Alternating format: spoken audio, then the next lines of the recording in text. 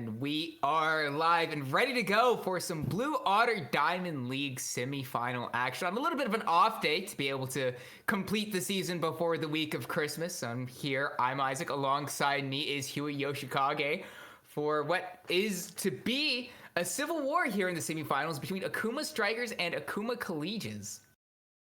Hey, it is going to be a civil war, but you can't be too upset here on either side. Making it to semifinals with your sister team, that's got to be feeling good right now. But unfortunately, it is going to be a duel of the fates. It is going to be which Akuma is better. I am excited to be here with you, Isaac. How are you today, my guy?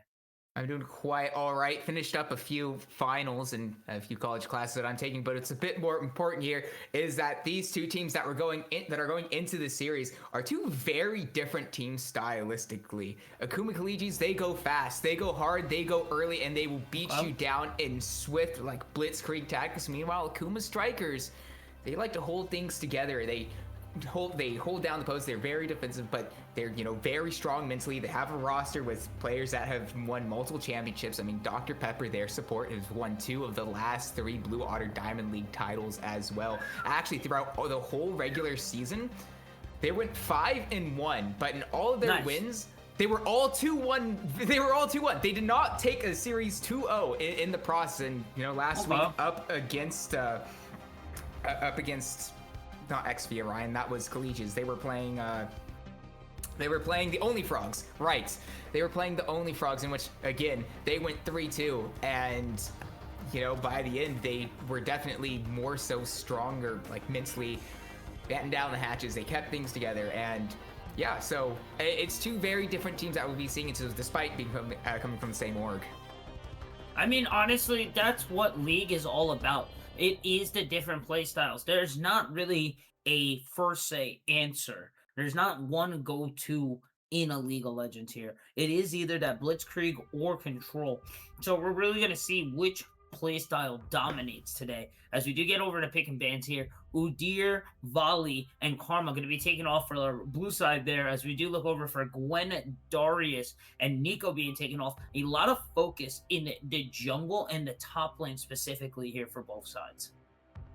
Yeah, and a lot of comfort picks. Taking Sark off the Udyr, makes a lot of sense as well. But it leaves open a few contested picks that I kind of expected to see through this season. Both teams like playing a lot of the Orianna. They both like playing a lot of the Mbessa. So to be able to pick those picks up early on for themselves, get you on your comfort sorts of ways, and also deny the opponents that same set of champions later down the line is one that we see a lot of, especially since Fearless has become the standard in a lot of amateur leagues and just leagues in general in the esports scene in League of Legends. So with those taken away, Poppy will be the pick up by Akuma Strikers, and I do actually kind of like this pick as well, because it does, with a steadfast presence as well as the Keeper's Verdict, it does kind of deny what the Kilijs like to play like, with that heavy like fire at you, lot of dashes sort of play style that they go for a lot.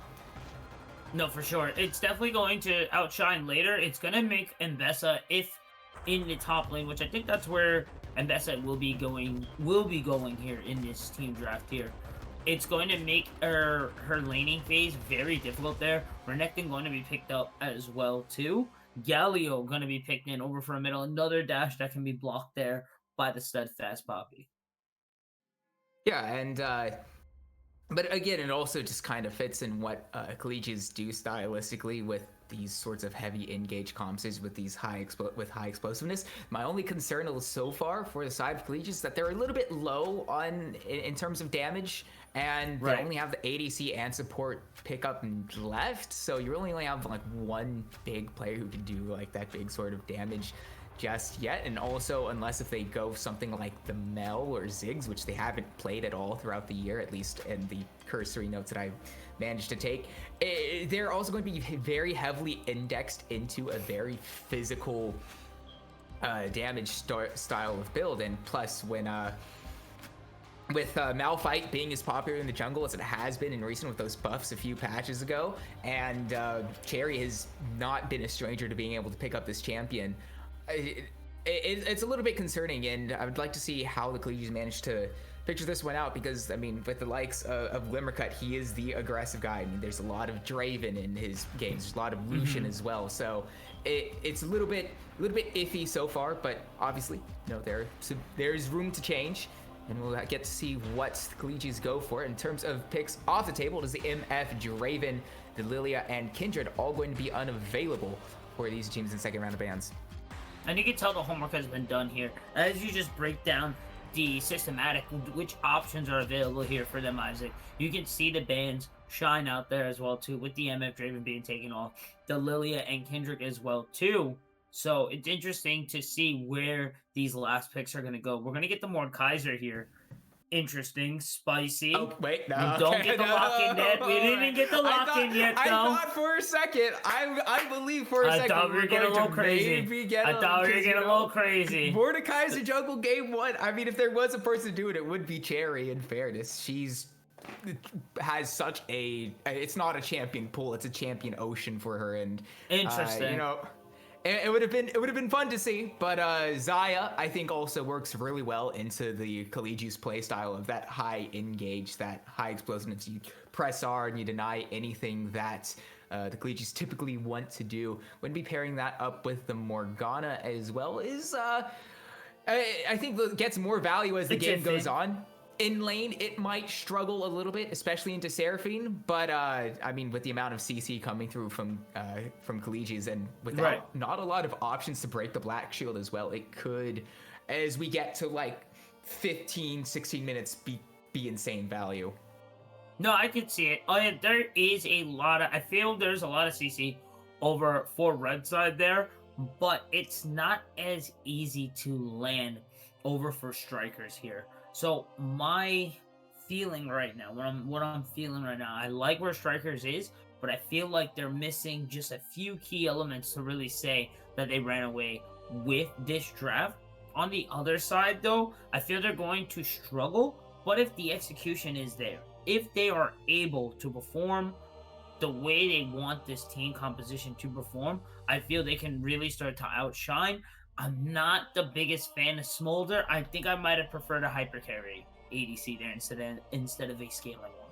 I mean, typically hyper carries are the ones that do scale, and in terms of lack of magic damage, I mean, who needs magic damage when you've got a true damage execute eventually? That obviously. is true. That is true. And the amount of damage that Smolder can eventually start putting out is quite immense. My one kind of concern is that this Smolder isn't really typically a Glimmercut sort of champion, but no, I think you gotta expect at any high level that Smolder has to be in the wheelhouse of any ADC. So, you know, I'm not going to be too upset by that choice from them. Especially since outside of the Renekton, it's going to be really hard for the strikers to really be able to stop him from just doing Smolder things later on. As long as he respects the Orianna ball and into, I guess, Renekton, there's a lot of options where Orianna can drop the ball. I think they're just really going to be looking for a slice and dice approach into trying to pick up 3 to 4 onto the other side of the team. Wait. I just had a thought. Uh-oh. I just had a thought.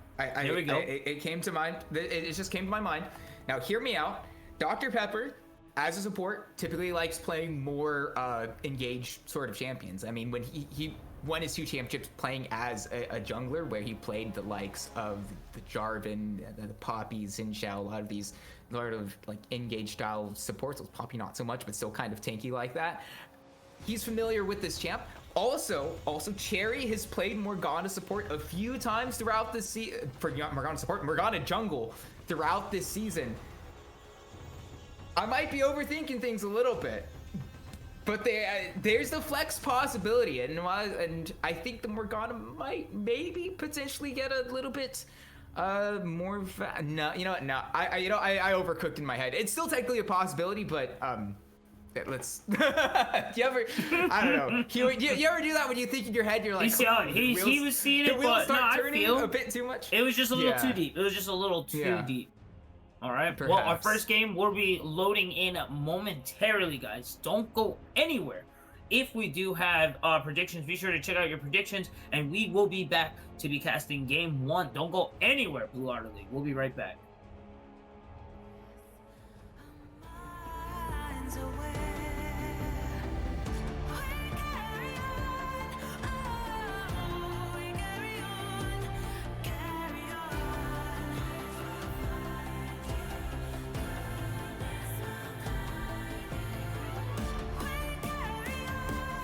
oh, we carry on, we carry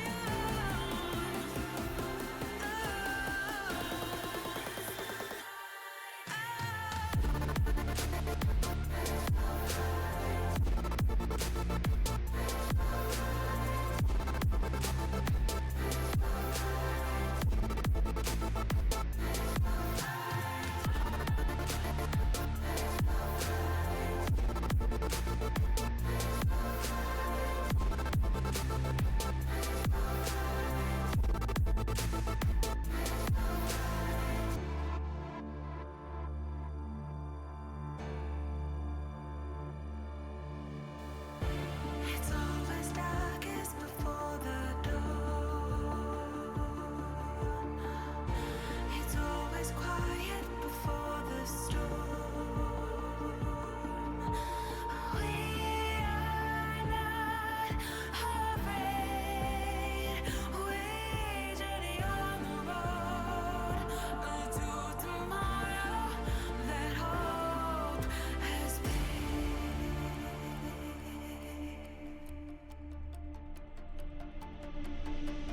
We carry on, oh, we carry on, carry on.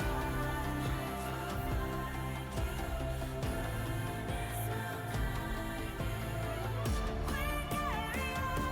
on, oh, we carry on, we carry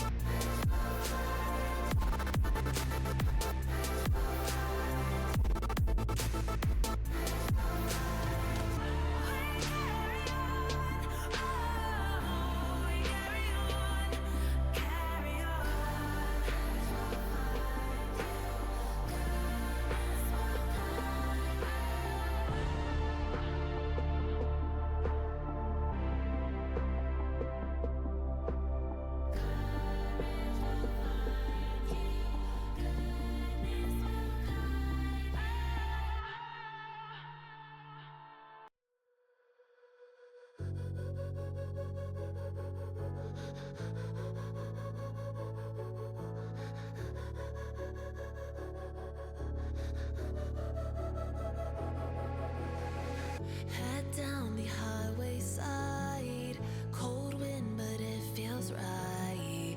With you, I'm heavy breathing. Feels like I'm lucid dreaming. I'm not usually the type to rush into the night. This time I can't be speeding. I'm taking it slow, but I just want more. I'm taking it slow, just go with the flow. I'm taking it slow, but I just want more. I'm taking it slow, just go with the flow. I'm taking it slow, my knees are on the floor. I'm begging for more. It's you I adore. You took me to see Versailles in the middle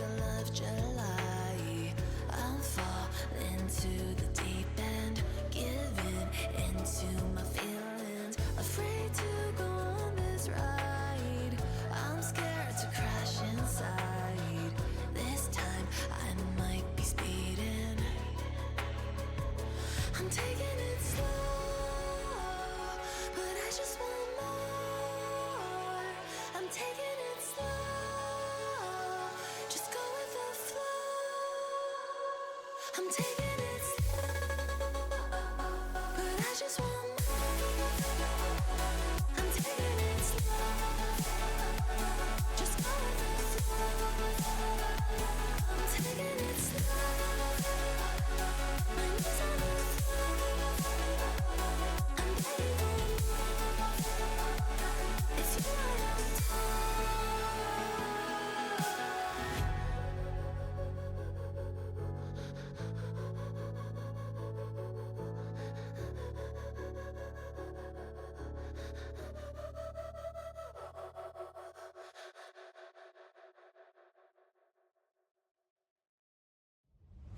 I'm here only because your stare won't ever let me go.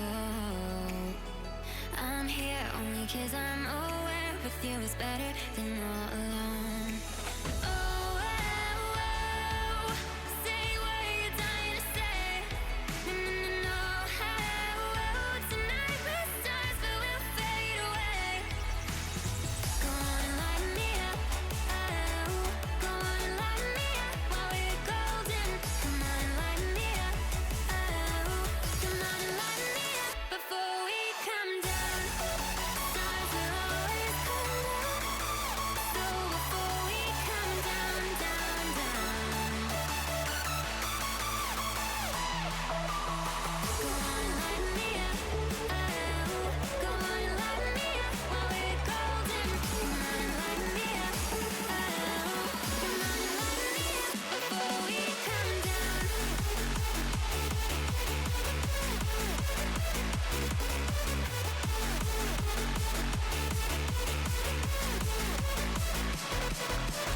Go on and light me up.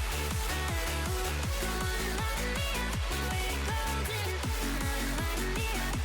Oh, come on and light me up before we come down.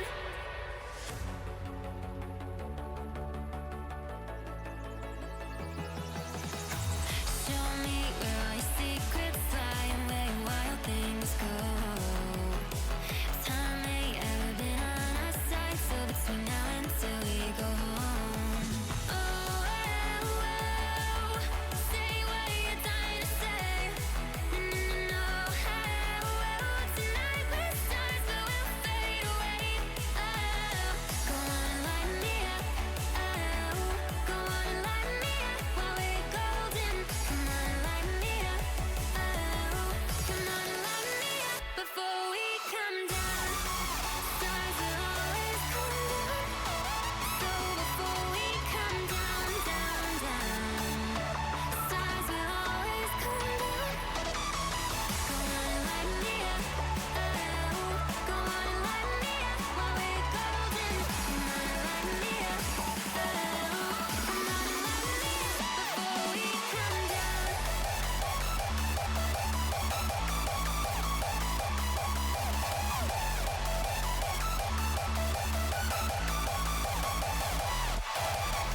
Go on and light me up. Oh, go on and light me up while we're golden.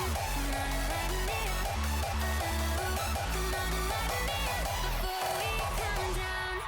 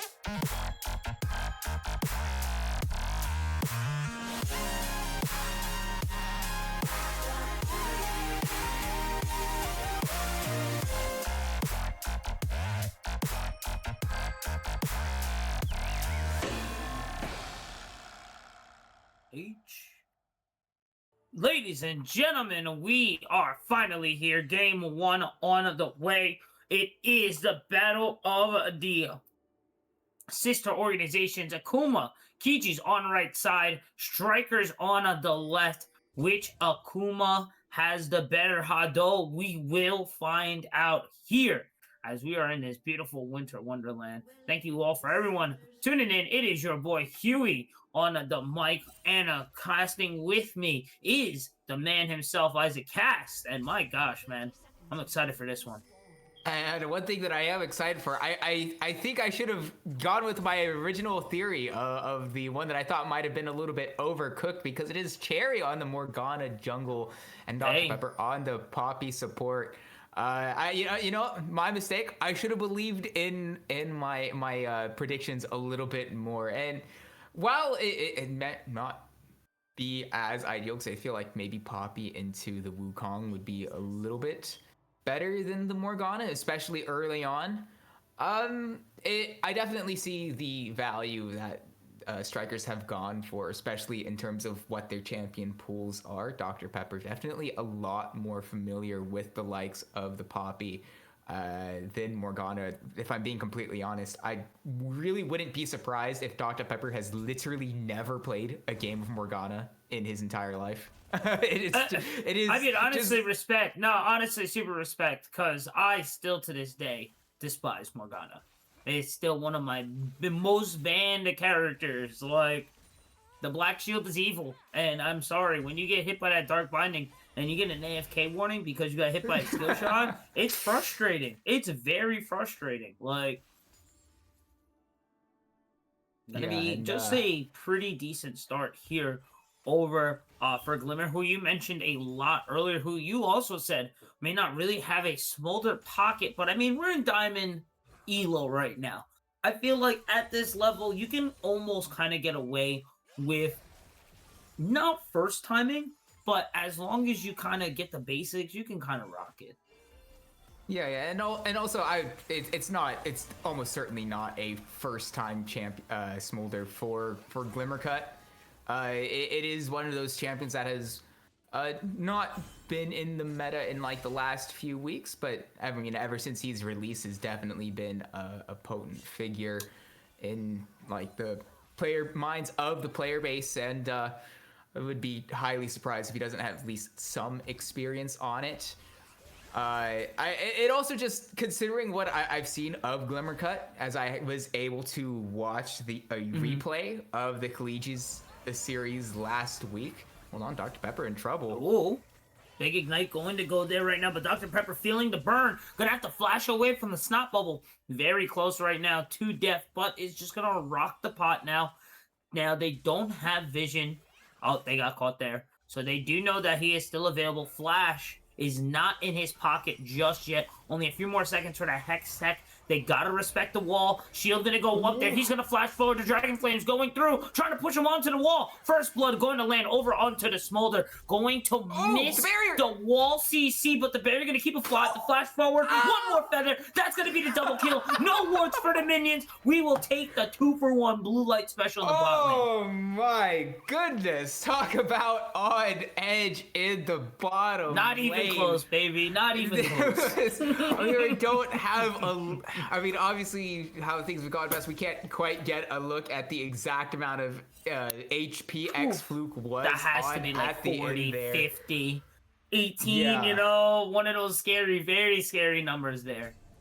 Yeah, but the Really well choice played to there. flash in as well from X-Fluke, as well to use the vision of the bush to be able to deny an easy auto attack away from Toad as well.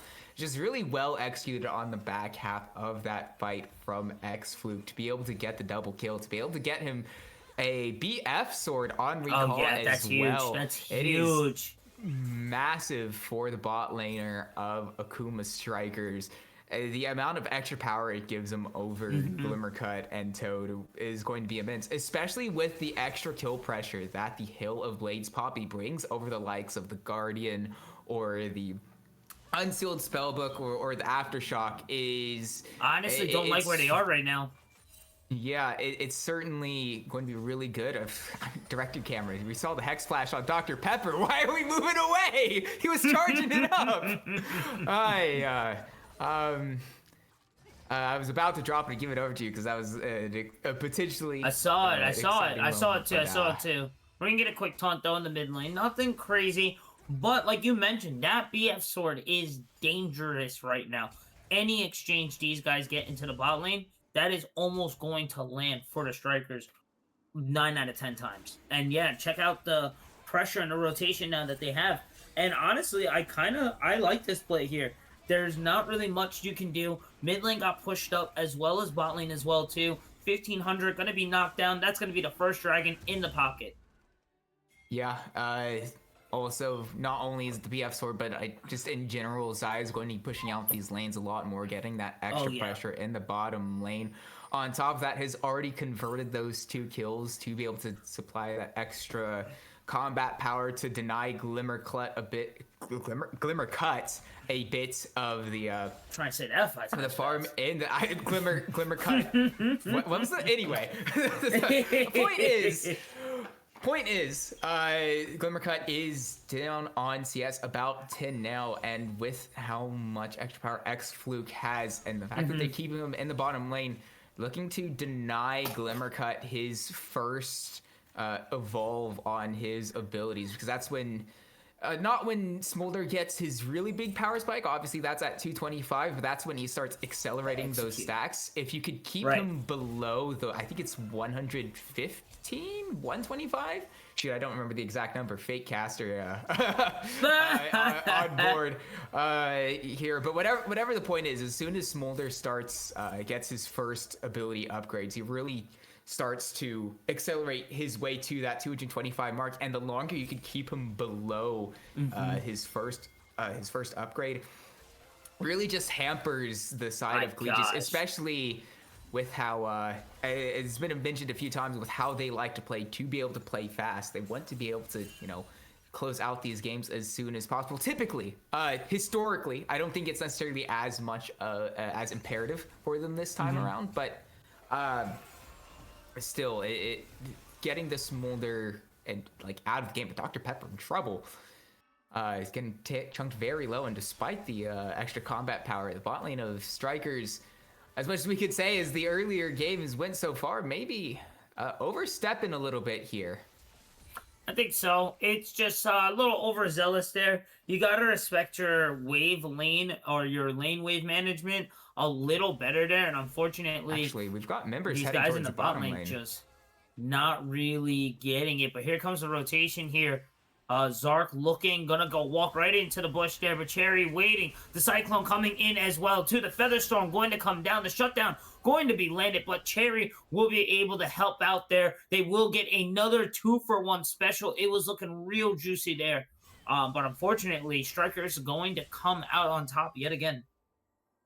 Yeah, and even though the health bars of X-Fluke and Dr. Pepper were really low, I mean, the Featherstorm, Keeper's Verdict, but hold on, Toad going to land the Encore. Taunt into the Encore, nice chain. But like you mentioned earlier, in the team select, the damage not really there, and you're starting kind of to see that there with that ult into the taunt, about almost 2 seconds of CC there, and a Kitten going to be able to walk away pretty unscathed.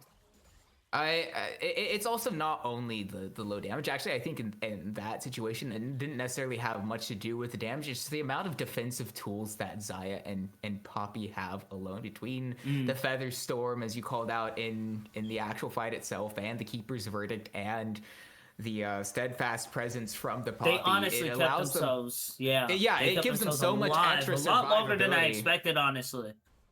Yeah, and as soon as those tower shots start powering up, you get those successive tower shots coming through. It didn't matter how little damage the Kilijs really had to do to be able to get that fight. As soon as you get 3-4 tower shots, especially this early on, but Dr. Pepper's found Sark.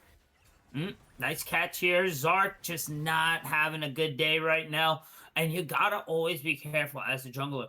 Once you start to get tracked, and you can see those wards starting to really start to spread out over onto the red side. Once you start to get tracked, it becomes so difficult because most of the time you're just by yourself. You're just hanging out. You're just trying to grab your farm and you're trying to go on the sun. But then all of a sudden you have 3 people on you. It's difficult there. It's about to be a 2K gold lead right now over for the side of Strikers.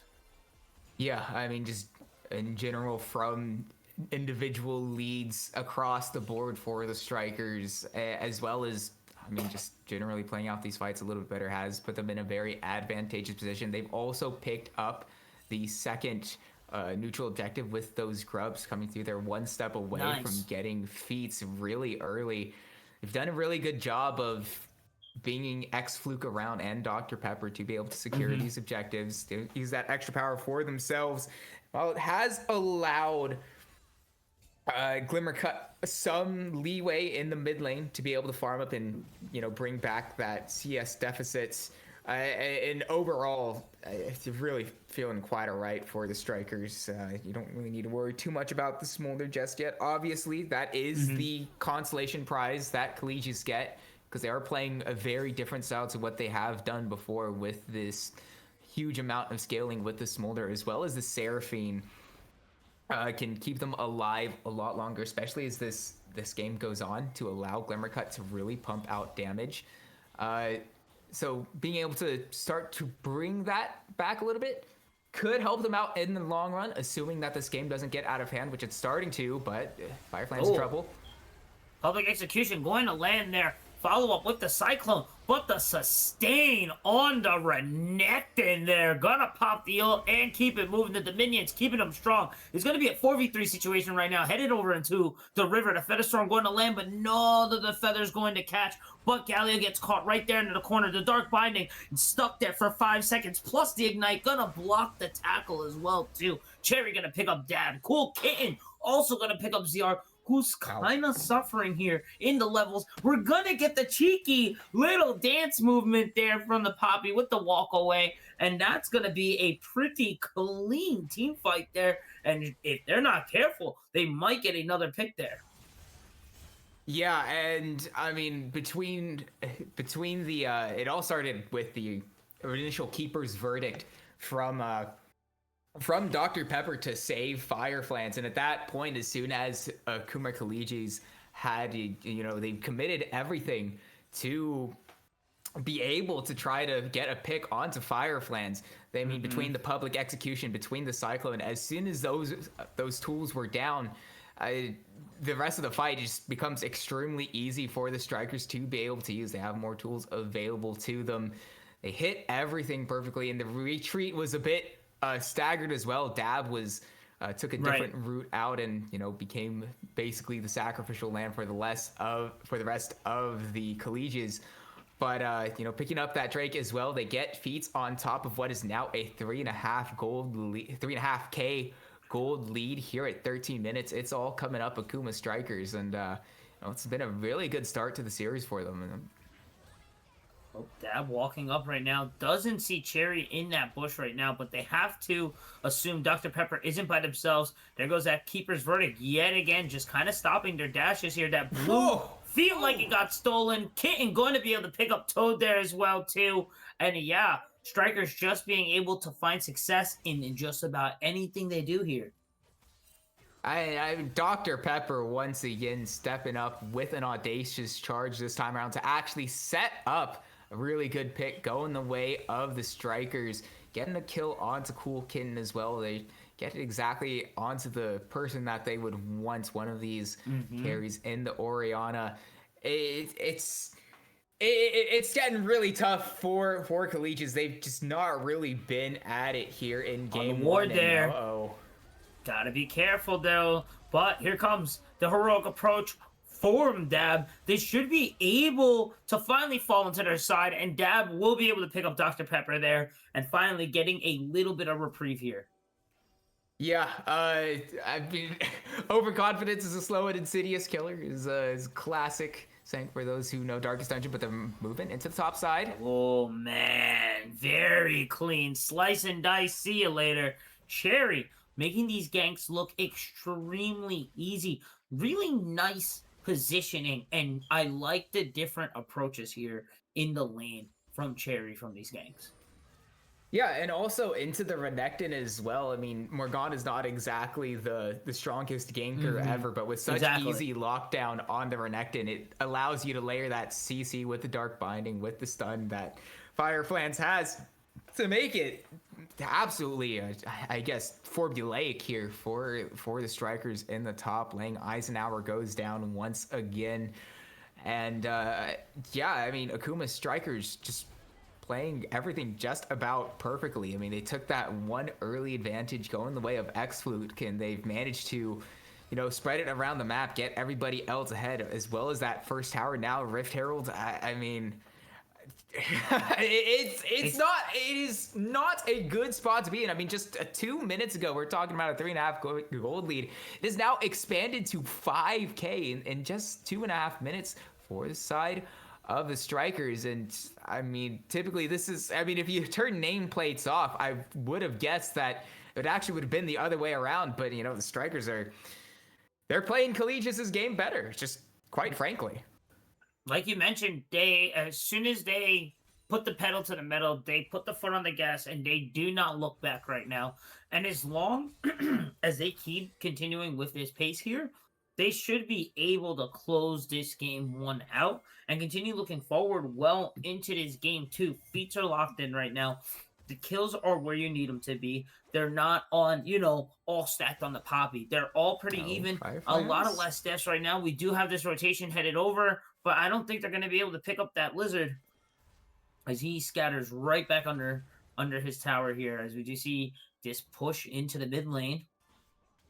And yeah, just right now, everything looking really well right now.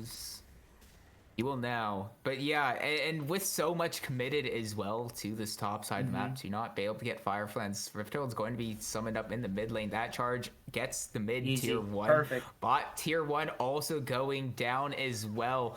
And, Soul Point on top of that. It's all coming up, strikers, and being able to get those first ring of outer towers down just allows them to push forward into the territory of Akuma Kilijs, lets them be able to take away these jungle camps, denies Kilijs really any sort of way back into this game. And it's not really one where you want to say go next necessarily, because we're it's semifinals and you want to take every single win that you possibly can.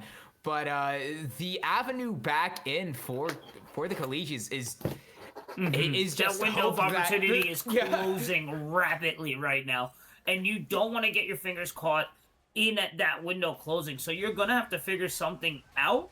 They did find some success in the bot lane. Here comes the Smolder ult as well, too. Heroic interest coming in over for Zark. It is a 3v2 situation. They might be able to get something, but there goes Fluke onto the killing spree right there. Dr. Pepper going to be able to flash over the wall, get another one. Smolder's going to fall there. That's going to be 3 for 1 right there. And that's we'll be able to find Morgana, but Flame's going to be able to find Zark again. And now on the run, Eisenhower trying to get away, but nope, that's going to be the 1 for 5 ace. Strikers putting it down right now. I mean, I respected the angle too in that top half of the map to be able to go through, but Eisenhower misses the public execution on a CC target. It's just a really big blunder for him, and that extra time it took for Eisenhower to move back over to be able to join the fight allowed Cool Kitten to arrive and land a pretty good shockwave onto all those members of the Kilijs who were in that top half fight, as well as the more fight around the mid lane not being able to pick up X Fluke either. It's just strict disaster for the side of Kilijs, because, I mean, now, again, 8K gold. 6 minutes ago, it was only 3.5K. The strikers, in fairness to them, have played these fights out perfectly to be able to accelerate this gold advantage, to be able to put them in a situation that is one that's really on them to be able to close out this game. They're in the driver's seats, and if they do not win this game, it will 1,000,000% be on them. And considering the pedigree that they have on this Strikers roster between X-Fluke, Dr. Pepper, Cool Kid, and Cherry, all of these players have won championships in the past. They're all, some of the best players in the league, and we expected this Strikers team to be potentially one of the favorites to be. Oh my gosh, Fireflans picks up another kill off camera. Oh, that's how quickly it's gone down. But hold up, he's got in a little bit of trouble. Slark gonna find the Cyclone there. Flans might be in a little bit of trouble here. The rest of the team rotating over to try and hunt this lizard down. He does have the max rage, the slice and dice, trying to stall for time right now. Gets into the bush. They do find the ward, and yeah, unfortunately, that's going to be the shutdown. But check out the bot lane there. They're going to be continuing to get that push going. They are going to find a little bit of help there, but I think it might be the case of too little, too late. Yeah, plus Otacon on top of that is, not ideal. But, I mean, if you are the Strikers, you got to do something. And if there is one way that they get back into this game, it's from Glimmercut eventually becoming this completely unstoppable beast on the Smolder.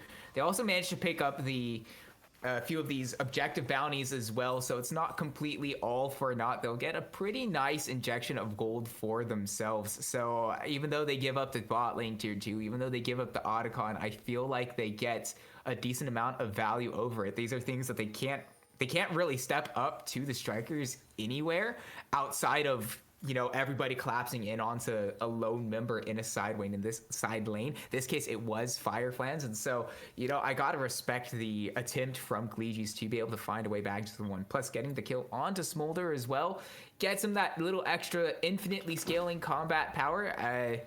We don't have the exact count of his stats, but got to feel he's probably at the point where he's hit the execute, and he's only going to get stronger from here. If somehow Kilijs manage to stall this, if they can stop the bleeding for long enough, there's technically a way back into them, but we'll see if they can find it here. Let's see. Dab trying to find an opening right now, but getting chipped up. Sar's gonna get pushed back away. The Smolder ult going it with, and now the trigger's pulled with the public execution, but they're really just finding Dr. Pepper. I don't know if you want to waste all your CC on the support, shockwave. As now check out that shockwave into the damage, and wow. See ya later. All done. Wrapped up game one in the pocket. Yeah, I mean, I thought for a second there it looked slightly promising for the side of Akuma Kilijs. They get the pick onto Dr. Pepper. I mean, he was the isolated target, so you got to find a way, and that was the potential target for them. And even the rest of that fight wasn't looking too incredibly awful. But I mean, the shockwave from Cool Kitten, completely unguided as well, is, I mean, I don't want to necessarily say turns that it's all right. We got Poppy. Poppy for Nexus, yeah. I mean, game one will get off the. I mean, it really was a really big shockwave from Cool Kitten. One that was completely untargeted. One that was just from his own like positioning as well. So in fairness to him, you could talk about the gold lead that was eventually 10K here at the end of game one, and it's very well deserved from the side of Akuma Strikers.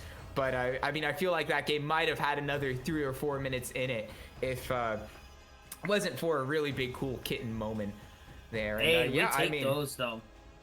Yeah, absolutely. If you're Strikers to come out this dominantly, I'm going to be completely honest. I've been a little bit of an Akuma Strikers doubter despite their record because of how shaky their wins have been for the most part. But I mean, yeah, damn, wow, okay. You can't be mad with those results there.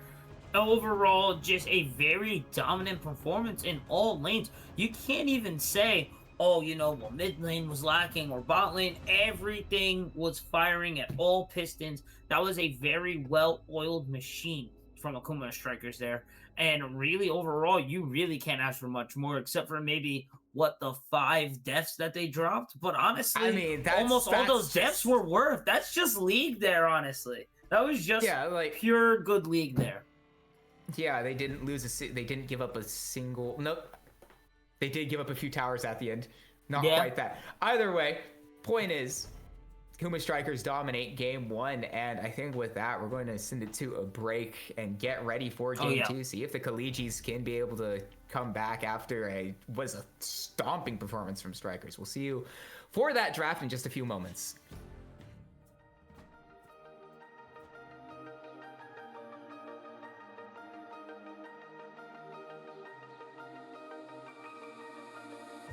Blinding lights, lost in your eyes, feeling the pressure.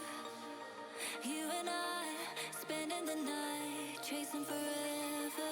For you, oh no, I'd be your one and only. Don't let me go, don't leave me lonely.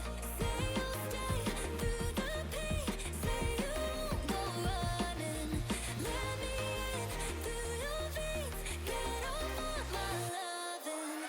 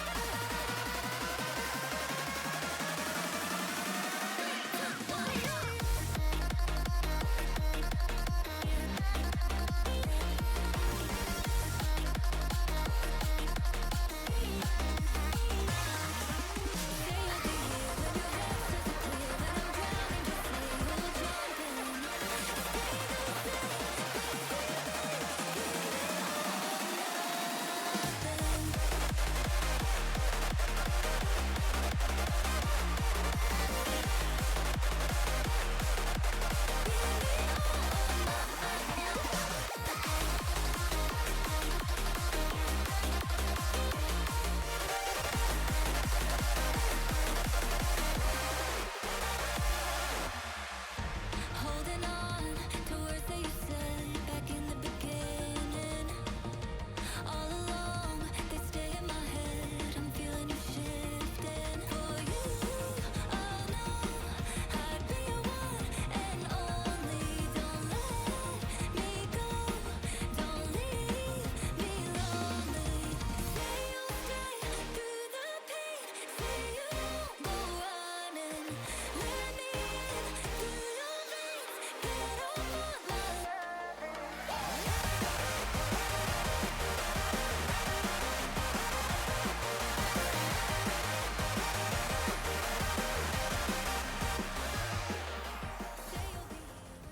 Hello, beautiful people, and we are back. A very, very quick break. We're getting this action back to you guys, BOL, and we are already in, like we said, pick and drafts here. Akuma Strikers up 1 against the sister team. It is Akuma Silver War. It is a match point, or excuse me, it's semifinals. So this is it's one best of step 5. to best of 5. So we're 2 away. We are 2 away right now from a Striker victory. But I feel Kilijs has a lot of gas still in the tank. As strong as that win was, I don't want to count them out just yet. But if we get another game like we do game 1 here, oof, that's going to be a difficult one to pull a very big hole to climb out of.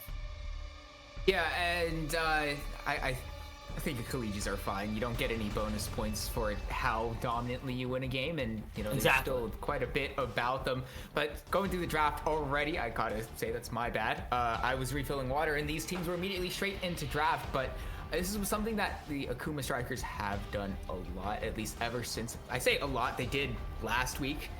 Is they have a lot of high priority on this Zahin, which is fair. Zahin is one of the best top players in the game right now. The issue is that the Jax, specifically the matchup, is a counter that is Jax favored. Not like it's not an insanely hard counter, but it's definitely Jax favored because especially in the lane, a lot of Zahin's power comes from stacking up and weaving in auto attacks. If you go into a champion who says Lamau no to auto attacks, that just completely denies what Zahin wants to do, especially in lane. And also when you first pick him like this, later into the game to be able to stack up, Zahin likes going in and out, being able to have a few earlier shorter range champions to be able to stack his passive on. If you just get a bit of range and keep Zahin at a length, he just at arm's reach, he becomes kind of useless. Obviously, these are two very specific things, and typically in solo queue, it's not really as planned as much around, but following up with the likes of the Talia with the the Unraveled Earth to completely stop Zahin in the path. And Yunara also pretty short range, but can, as soon as she hits level 6, can get access to that dash when she transcends oneself. And again, with the slow in her kit, can keep Zahin at range and can deny what Firefans wants to do on this champion. So I think the response from the Kilijs into this very impactful, meta-defining champion right now, I think is pretty solid. But on the side of strikers, I do like pairing it with the Ashe, because it's a lot harder to get away when you can't move as fast. So, That's true. Pick and response coming through. Bans now, no Renata, no Braum, no Sejuani, no Leona, and the lock-in will be the Nautilus for the Kilijs. It's not very much a Toad champion, but, very powerful, very in there. And Shen. Oh. Shen support? Might be. Might have River Shen too. Might be River Shen too. Which would be sick. I love me some River Shen. Kind of fits the bill as well too. I was going to say for the side of the Kilijs that the front wall was a little lacking. You really just don't want to leave it over to Jax. So I feel that Nautilus pick is a pretty good pick there as well. Zahir also gonna want to be up front. Is gonna be trying to do dashing. All you gotta do is hook the man, hit him with an auto, and then hit him with a death charge. Call it a day, and that should be it right there. I do like the damage overall from the side of the Kilijs as well too. But oh my gosh, lockdown CC from the side of the strikers. You look at them the wrong way, you're not moving for a very long time.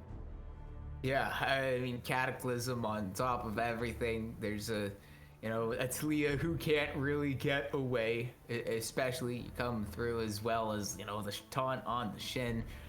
Got a Shurima shuffle as well, but wait. Is that a lock-in? I think that's a lock-in. Is that confirmed? I don't see the flashing, so I think okay. I mean, sure. Malphite jungle is one that has picked up popularity ever since that, which patch was it? It was 2 patches ago, where a bunch of top laners were given just clear speed on their abilities because reasons. Why not? Malphite has been, and Malphite has been one of these champions who has been kind of the flavor of the month, and alongside Ambessa, particularly in the jungle, have been the 2 top laners that have really thrived in their jungle role. Because I mean, the main weakness from Malphite in the top lane is that kind of sucks in lane. And so if you just don't have to lane and you just get to level 6 with your enhanced clear speed, you get that unstoppable force, and it's completely fine. And I mean, unstoppable force is such an impactful ability as well if you can line things up. Slight early concern, it might be a little bit difficult to do that with the draft that the strikers have gone for themselves. The amount of mobility that they have on it makes it difficult to get a really big unstoppable force angle. But I've seen the chat, and apparently they're saying Cherry is on it, so I think we might have had a slight mishap on production's side, maybe. A little slip maybe swap Strike did. Maybe Kilijs picked blue, and unless if chat's trolling me, which is a potential possibility. Always, But I've always. seen like 5 people immediately respond cherry, say cherry as soon as the Malphite pick went in. Either way, what I still said about the compositions remains largely true. Is that for this unstoppable force, there aren't a lot of easy ways for it to have a big effect. But yeah, I mean, in Oops. general, Akuma, Kilijs, I do like Oh. their draft overall with how they've rounded it out with the Nautilus and the Malphite to be able to get that extra bit of CC that they were kind of lacking through this first round. Yeah, but I honestly feel that that's a lot of CC to have to go through. And I do like where Kilijs are kind of going with this one. But I don't know. I still feel like I'm gonna have to give it over to the strikers. Either way, I think we are. Yeah, the strikers obviously. I think yeah, Zahin is fair when you mention that because of how impactful Zahin is. But we'll see what impact Fire Flans, or I'm going to assume it is Fire Flans. We'll obviously, as soon as we load onto the Rift, we'll know exactly what's going down. But yeah, I think all eyes are probably going to be on the Zahin, as they usually are when he's locked in. So don't go anywhere. We'll be seeing you on the Rift for Game 2 here in the Blue Otter Diamond Semis.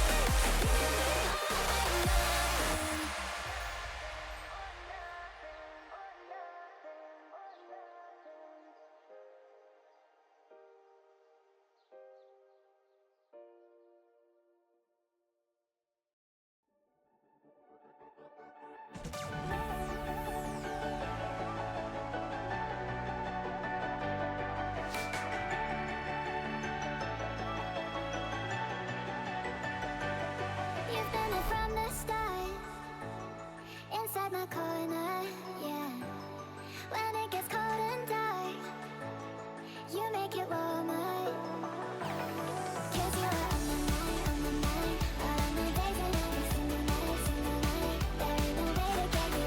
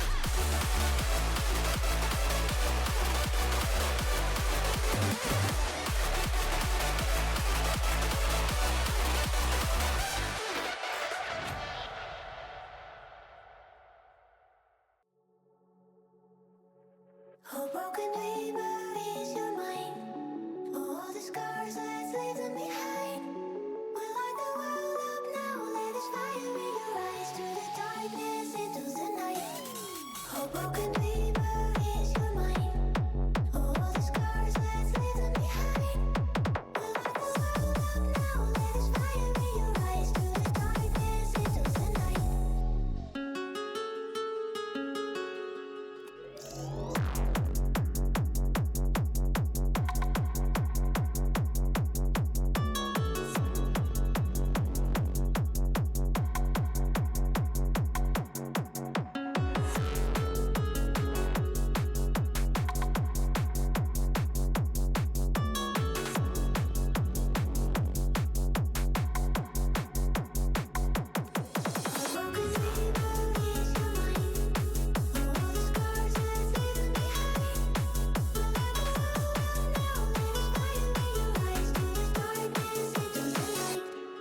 A broken paper is your mind. All the scars, let's leave them behind. We'll light the world up now, let this fire in your eyes. Through the darkness into the night, the night, the night. Night, night, night, night, night, night, night, night, night, night, night, night, night, night. Through the darkness into the night. Put your fucking hands up.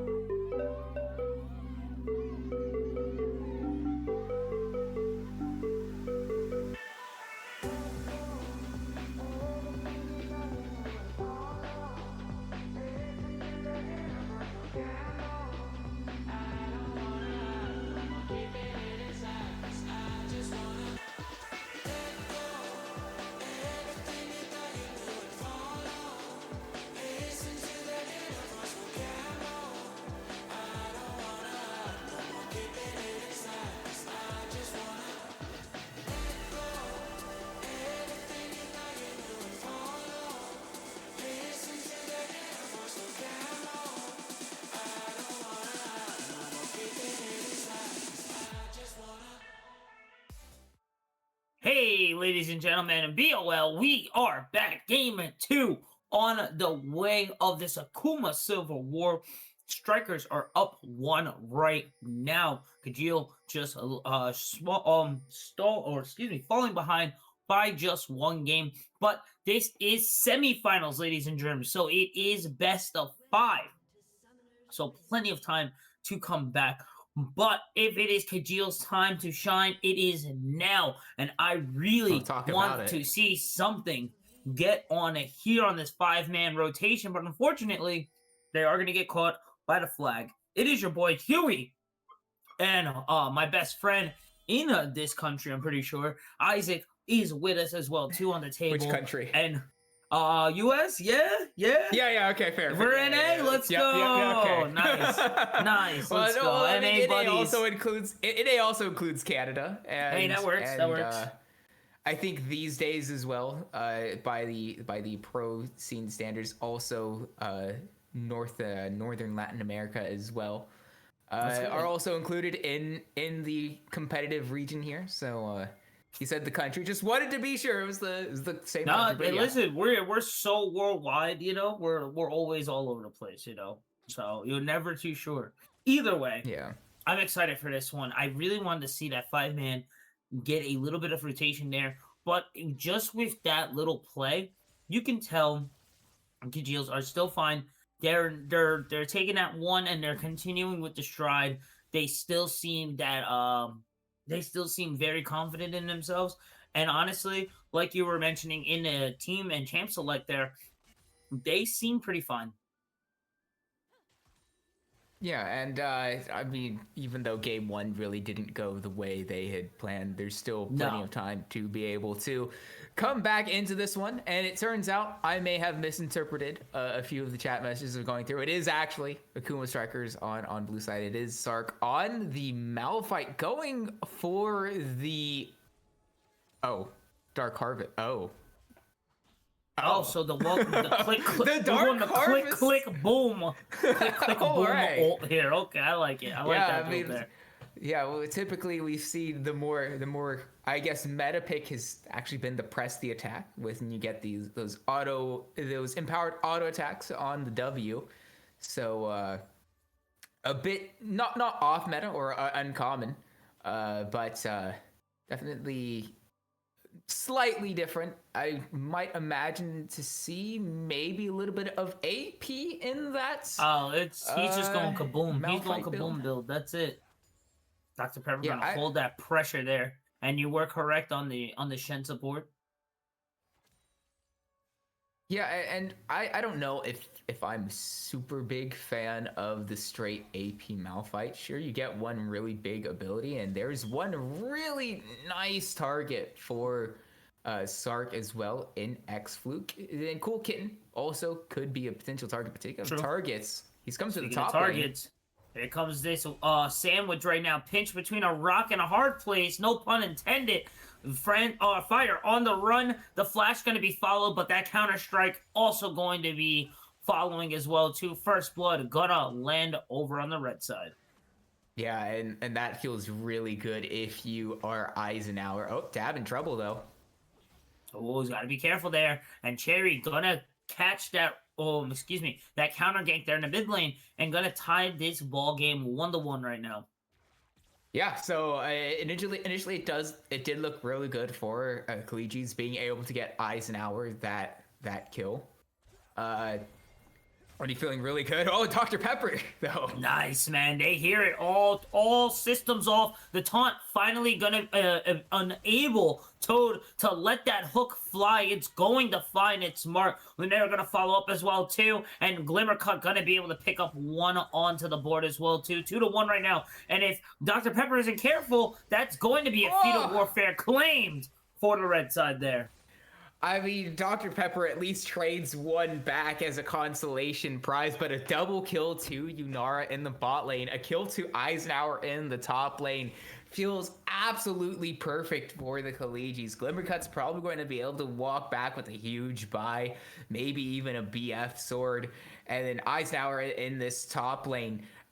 Again, the Jax, especially into the Zahin, is like pretty much the only bad matchup for Zahin outside of range top laners. But I mean, being able to get him that early lead on the Jax, and the Jax doesn't slow down either.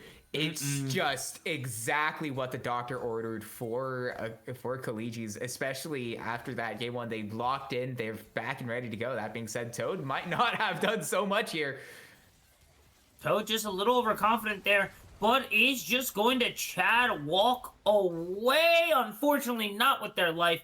Is going to walk right towards that gray screen, just trying to do their job, get that vision out there, and unfortunately just not going to find it. The Counter-Strike going to land over onto the top side there. And yeah, you can kind of see how Jax is just kind of outperforming Flans right now. Yeah, and even though it has generally been really good from Kilijs, obviously Toad walking forward and giving over a kill as well as alleviating the pressure for strikers to be able to pick up the first strike for themselves is not ideal, especially with how things have going. You would have hoped that the kill doesn't go over so early and that you could use the extra pressure from those early kills onto Glimmercut to be able to, be able to pick up that first strike for yourself, maybe. And so not perfect from Kilijs following a really explosive early game. That we are in currently. First, 4 minutes. It's still, I think, all right for them, all things considered. For sure. Glimmercut still has that lead from the 2 kills. Eisenhower's, on this Jax, he's got the lead. He's in a really nice matchup that feels good. That will probably go their way. It's just a few moments of maybe a little bit of absent-mindedness, maybe a bit of overconfidence as we've got Cataclysm going to land there. Toad gonna hook himself away, but gonna get caught on the radar there. Fluke will be able to pick that one up. Glamour still alive. As we do see Zark rotating. He has that ult he's looking for. I don't know if he's going to go, but he is. The Weaver's Wall gonna follow up as well, too. And somehow Shen escaping with their life. It's very, very close. I do like the trigger being pulled. It's just a little unfortunate the execution wasn't there for Red Side. Yeah, to be able to come back, they get the flash out of Dr. Pepper at the very least. Oh no! Crystallized Arrow plus a taunt! Glimmercut just hanging out where they shouldn't be by themselves. I guess they felt safe there. There's no way I could get caught here. Just not respecting the Enchanted Crystallized Arrow there and the taunt follow-up. But hey, now you will. Yeah, and despite how things had gone early on for the Kilijs, just a few moments of, I guess, uncertainty, of overconfidence, and hasn't quite gone their way ever since. And now, even now, with a kill and gold advantage going the way of Akuma strikers, they've gotten themselves, very quickly back into this one, and even in a slightly advantaged scenario as Void's well. Getting picked up right now, too. Yeah, I gotta give it to them. Their macros very, very well. It's really good. It's just being able to secure. Granted, Toad was kind of caught on the unawares, but just being able to catch Toad unaware, then to be able to make a pick on the support into Shurima Shuffle. Dab kind of in trouble. That Seismic going to whiff just a bit, but it should get them out of trouble. Flash still available. TP not available there, though, for Dab. So they do kind of have to respect that there, so they're not forced back to base early. But like we were mentioning, Strikers their macro has been fantastic there. And you give them an inch, they will take that mile away from you. Void's going to be picked up. Dragon as well, too. So just one more objective for that feat claim. I gotta say, really good adaptability from the Strikers here. On the back foot, they didn't even get the early game advantage like they did, and still have mounted, I wouldn't say a sizable lead, but definitely a lead nonetheless. Yeah, and it's just come off of really opportunistic plays that have gone their way, but Sark going for Cool Kitten. Here we go. Cool Kitten, it's got to get out of there. Big shock there from the Zark. Cool Kitten going to get picked up there. Dr. Pepper on that 1% life. The Weaver Wall going to cut away. The Cataclysm going to help Ash out just a bit. They both are going to flash. Cherry going to be able to escape as well, too. They got to kind of be careful there. Toad going to miss the hook onto the corner, as now we have the 4-man bot lane here, as the dive potential still going to be there. The flag and drag not going to be able to be initiated there, as that CC is going to lock them down. That's going to be 2 plates, although split by 4, and a lot of pressure going to be put back over onto the red side. As we do see Eisenhower going in right now. Zahir trying to find it, and Flint's going to be able to win that 1v1. Yeah, as soon as the As the counter strike goes down, that's the go button. Fireflans needs to pop everything he has onto Eisenhower. And I mean, that is the main advantage that Jax has in this matchup, is the fact that he can cancel a few of these auto attacks. But as soon as it's down, he's no longer as safe as you might have thought he was. Fireflans, gets so much healing passively from Zahin. You got the second cast of the cube. You've got to fight. Oh, careful here as we do go on and check over onto it. Hey, it's going to be a crazy skirmish here. The Streamer Shuffle going to land there, but Dow going to be able to pick up carry there. Glimmer Cut picking up Flute, while Pepper picking up Dab, and this is going to be a Kilijs fight there. No way. That was looking so good for the Strikers, and now that's going to be an Infernal Drake in their pocket, and now the lead is going to shift back over to red side. Yeah, and it's a triple kill for Glimmer Cut as well. Give him another really good injection of gold already on the Kraken Slayer. Going to be feeling really good, as obviously Yunara does scale quite a bit as well, and on a recall he's probably going to have not a full item, but going to get that extra combat power available with those extra components. As well, it's just generally really well executed by the Kilijs, especially with the unstoppable forces so far from Sark have been on point. And speaking of Sark, he's in the top lane. Flans on the run right now. Counter-Strike going to land. Going to use the ult Weaver's Wall, trying to block him away. But the Chemtech Seed going to give him that little bit of extra boost to kind of get out of that dangerous situation. The ult was used there, but it's not on the longest cooldown. We do get onto this bot lane dive here. The Cataclysm going to land. The Toad going to find a Fluke. CC locked down the double TP. Is it going to be enough, though? No, it's going to be a 2-for-1 for the side of the Strikers. Yeah, the health bars were really low on Glimmer Cut and Toad.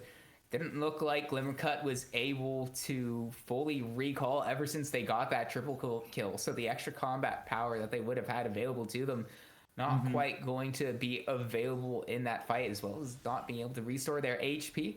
So very opportunistic play from the Strikers to be able to get a bit of extra gold back available to them. But I mean, even with that, the Kilijs stay ahead in terms of gold. They've got... Yunara scaling up, and actually Eisenhower going for the Blade of the Ruin King as a first item on the Jax. Yeah, I was honestly surprised the Triforce wasn't picked there. Yeah, especially with the first talk about itemization. Yeah. Big three-man gonna go in. United we stand. Going to find it. The stun as well, too. Plus the redemption. This 2v3 situation is looking very easy right now. The volley's going off. Zark on the run, but they're just going to get that buff transfer complete. A very clean 2-0 bot lane play from the dynamic duo themselves. As we head over onto the top side here, Eisenhower gonna find a counter strike. Grandmaster at Arms is online as well too. Big bunks coming in, but here comes J4 helping out the homie onto the top side. Gonna add the ult in as well. I don't know if the counter strike's gonna be that the revive is going to help. And there goes Cherry picking up Eisenhower. 2-3 across the board. Very, very well played there from the Strikers. I've posed this questions many of times, but how long do we feel is it going to take for Zahin to have his revive removed? Because it seems that every single time a revive gets added to the game, it is almost immediately removed. The only one that hasn't so far has obviously been the one on the on Akshan, but that's not a self sort of thing coming through. And I mean, it really helps out Fireflans in that fight. Eisenhower, I mean, very nearly makes things work. And if it wasn't Zahin, who is insane, I mean, just having Guardian Angels, Guardian Angels built into your kit passively for free, If it wasn't for that, I kind of feel that Eisenhower, I mean, very nearly pulled some magic off there, and he's going to look for Almost a little got bit the more 2v1 here in the there. bot lane once again. He wants more. Oh, man. You gotta watch it, though. Flans is stacking up that passive. But right now, Strikers flipping this back and forth game over onto their side now. I think this is about the 5th time that we have had the lead swap there. Red team going to be able to secure the Rift Herald here as well too, kind of getting a better grip on these objectives. Yeah, going to be picking up the Rift Herald. We'll be able to use that to open up the map a little bit more, especially with how low the top and bot lane tier 1 towers are for the Strikers. Could be the potential target, but talking about nice targets, flash hook. X-Fluke. That Death Charge going to land as well too. Flicker going to have to just kind of take a step back there, but Fluke going to be able to pick it up. The Cataclysm going to be able to pick up too, as the Malphite ult going to drop down and be able to allow Dab to pick up Cherry there. Bizarre now going to fall as well too. Pepper going to pick up another one, but will trade their life for 2, as Glimmer Cut will be the one to scoop that up. Overall, though, Strikers definitely coming out on top on this little skirmish in the mid lane. Yeah, not only will they pick up an extra kill, they'll be able to use those numbers to be able to move straight onto the Drake, pick up their second one of the game, but it doesn't look like the Kilijs will let it go without a fight. I agree with this one. Eisenhower looping around there. The Shurima Shuffle going to Lando. Yeah. Fluke Wow. on a rampage right now, as Eisenhower does find their mark on to the Ash, but the kiting coming from a Fluke, really well played there. Gonna force that last auto attack to cancel, and they're going to be able to live with that 1%. Pick up the chem take there. It will not give them soul point, but that will be their third objective there for the feat, as the Weaver's Wall going to lock down Flans. But hey, we're just going to dash on over there. Dr. Pepper looking for the taunt, as Zark putting on a lot of damage here. My gosh, you gotta kind of respect it. The shutdown falling through there, as Dr. Pepper did not respect it as well too, as that unstoppable force going to fall. The redemption going to help him out just a bit, but I don't think he's getting out of this one. The slow, the hook, the auto, yeah, close with no cigar, unfortunately, there. But with the shenanigans happening in the bot lane, we will see mid tower get secured for the side of the Strikers. It's been a seesaw affair here in game 2. As soon as one team does something good, the response immediately from the Kilijs off of a retreating Strikers from the Drake earlier. I mean, it manages to pick them up a few kills for themselves, get that gold, and keep it within a respectable margin.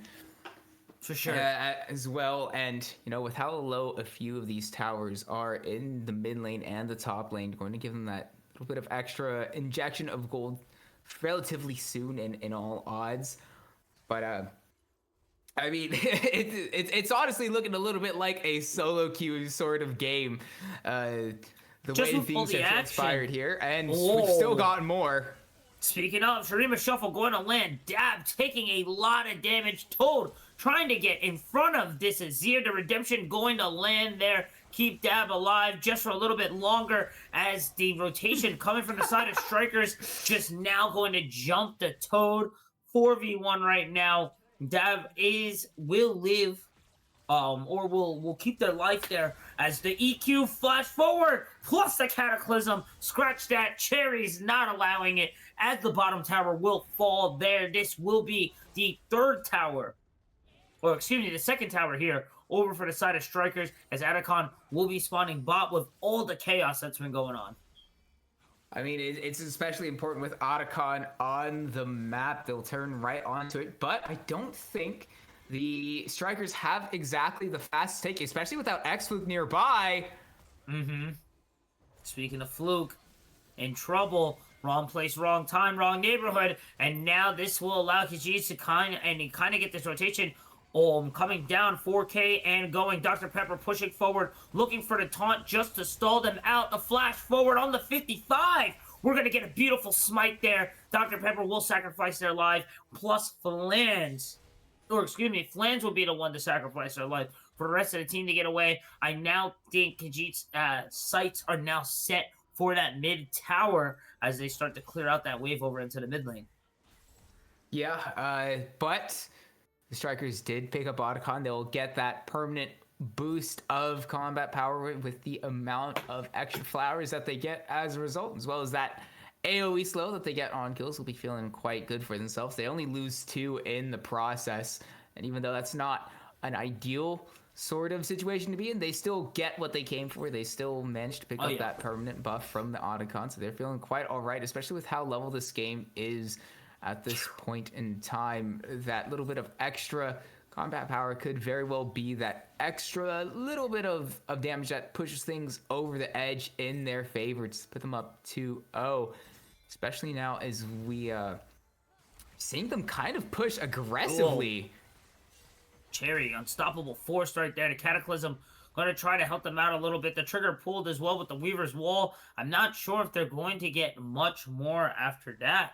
It's got to be a little more careful. I feel the confidence, and I felt a little comfortable because, you know, you don't think they're going to pull the trigger, but it's available.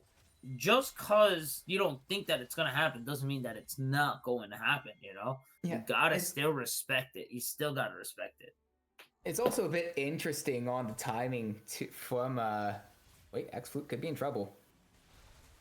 Oh, big damage going to go through. The Crystal Ice going to give them a little bit of stall time. United We Stand coming to help out. The Counter-Strike is down, plus a redemption. So just about even right now as we get into this 4v3 situation. That was a very nice seismic shift. But they're going to continue to live with the Shurima Shuffle going to bring them back on the retreat. And now Striker's just going to go crazy right now. Zark trying to get that unstoppable force to try to get a little bit of reprieve from his team. But it's not going to happen as they find 4-0. This game was so back and forth, and now it is looking all like Strikers. Yeah, I mean, it's an incredible shuffle from Cool Kitten setting up the rest of that fight. I mean, look at the pinging from Cherry onto Cool Kitten. Azir is alive. Not only is Azir alive, he's thriving. On top of that, it will also be soul point to Akuma's Strikers. And I mean, wow, Cool Kitten in that fight single-handedly brings it the way of the Strikers. It's looking very even, but as soon as the join up, the angle that Cool Kitten found, it's an absolutely incredible and oh my gosh, potentially not like game ending, because there's still, you know, only a 1k gold lead to the side of the Strikers. There's still very much a decent chance for the Kilijs to be able to come in, but it's like that inflection point of the game, especially with how back and forth this one has been. The point that we look at it says that was the moment in which the Strikers used to be able to close out this game, to be able to take game 2 for themselves and take it to match points.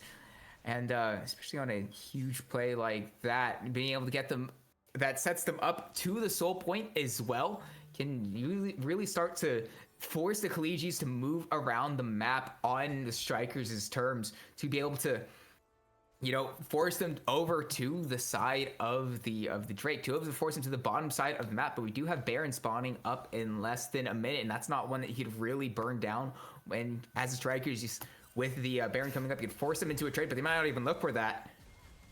As we get over onto a Weaver's Wall, falling over, but they won't be able to find a pick out of it. Flan's kind of in a weird spot, but now Zark over the wall, gonna have to use unstoppable force to kind of escape, and now he looks like he's in a great spot. Cataclysm going to hold down Dab and Toad as the backline is going to fall because of Flans and the support from Dr. Pepper with the United We Stand. The redemption going to keep them healthy. And now from the back and the front combo, they are going to get torn to shreds. Don't need the Baron. Don't need anything else. We are knocking down this last turret, and we are going to close out this game too. The back and forth I can't believe we're here, honestly. Yeah, I mean, I didn't expect it to be nearly as happen as quickly as it did, but from that one shovel from the Cool Kitten and then following up with a really clean fight from the side of the Strikers to be able to isolate out Beautiful. Sark, to be able to force him to ult defensively. It allowed X Fluke and Cool Kitten to just auto attack away, just put out the damage while the carries of the Kilijs were put under a ton of pressure, escaping from the front line of Strikers. They really just a really textbook team fight from Akuma Strikers at the end. They had the push in the mid lane as well. At this point, the kill cooldowns, respawn timers are too long, and on a really sudden note, it's match point for the Strikers, and I figured if it was going to be a Strikers win, we might be here for a really long time, but it could just be 3 and out. And honestly, this would be, the Strikers might not have to go the full distance in a series for the first time all season. But if they keep this up, it could very easily be a 3-0. Oh yeah, for sure. I gotta say, I don't want to count Kilijs out. With that back and forth there, it was such a close match. And then Azir, Azir. That Shurima shuffle just flipped that entire script there. And it was just an amazing, amazing play. If Kilijs can keep the way that they're playing, we may be in a longer set. So let's keep that in mind. But with that being said, don't go anywhere, guys. We will be right back. Strikers on a match point. Can they close this out 3-0? Let's find out when we will be back with Pick and Bans. Don't go anywhere.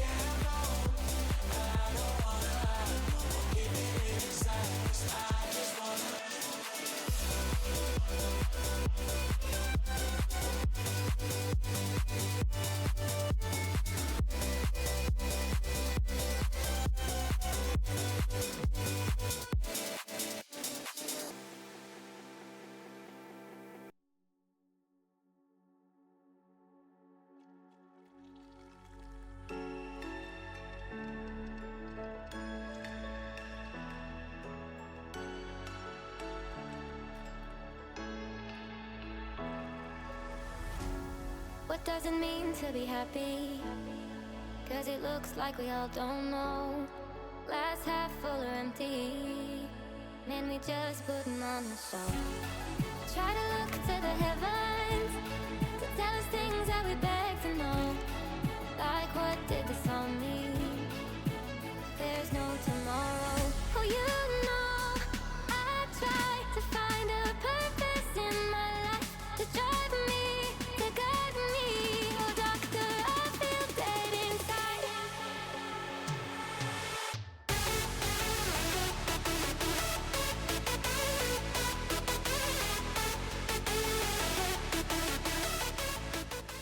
All right, ladies and germs, we are back already. Blue Otter League, we are on to our game 3. Akuma Strikers going into Kilijs, and right now it is match point, and we got it from upstairs. Sides have been swapped this time, so Strikers will be on red as Kilijs will be on blue side. It is your boy Huey. Isaac is with me as well, and yeah, I got it a little backwards there. That's my fault. It's all right. One of the ways that I personally separate the two is from the logo, the Strikers. It's a position in soccer, football. True. And their logo, they've got the little pentagon like shape on it with the the tiles of the ball. It's personally how I remember it. Either way, straight into draft. Nico and Misfortune locked in for the side of the Kilijs. And I mean, the amount of layering of the CC, you can set up some really good bullet times with that Pot Blossom they have available to them. I like the CC chain, the damage already coming from the Kilijs side. It is very dangerous, but I gotta say, man, Karma, Rise, very scary. They scale, and it becomes a very, very dangerous. Karma's early is done very well as well, and no way we're gonna get a Velbeth this game 3. I mean, I haven't seen Cherry's Belveth, but I've said it, I think in game 1 in that draft, she has her champion Ocean. So I mean, I personally, the initial like surprise of seeing the Belveth locked in kind of caught me off guard, but like really with it, I really shouldn't be surprised at all that she's pulling out the Belveth here in game 3.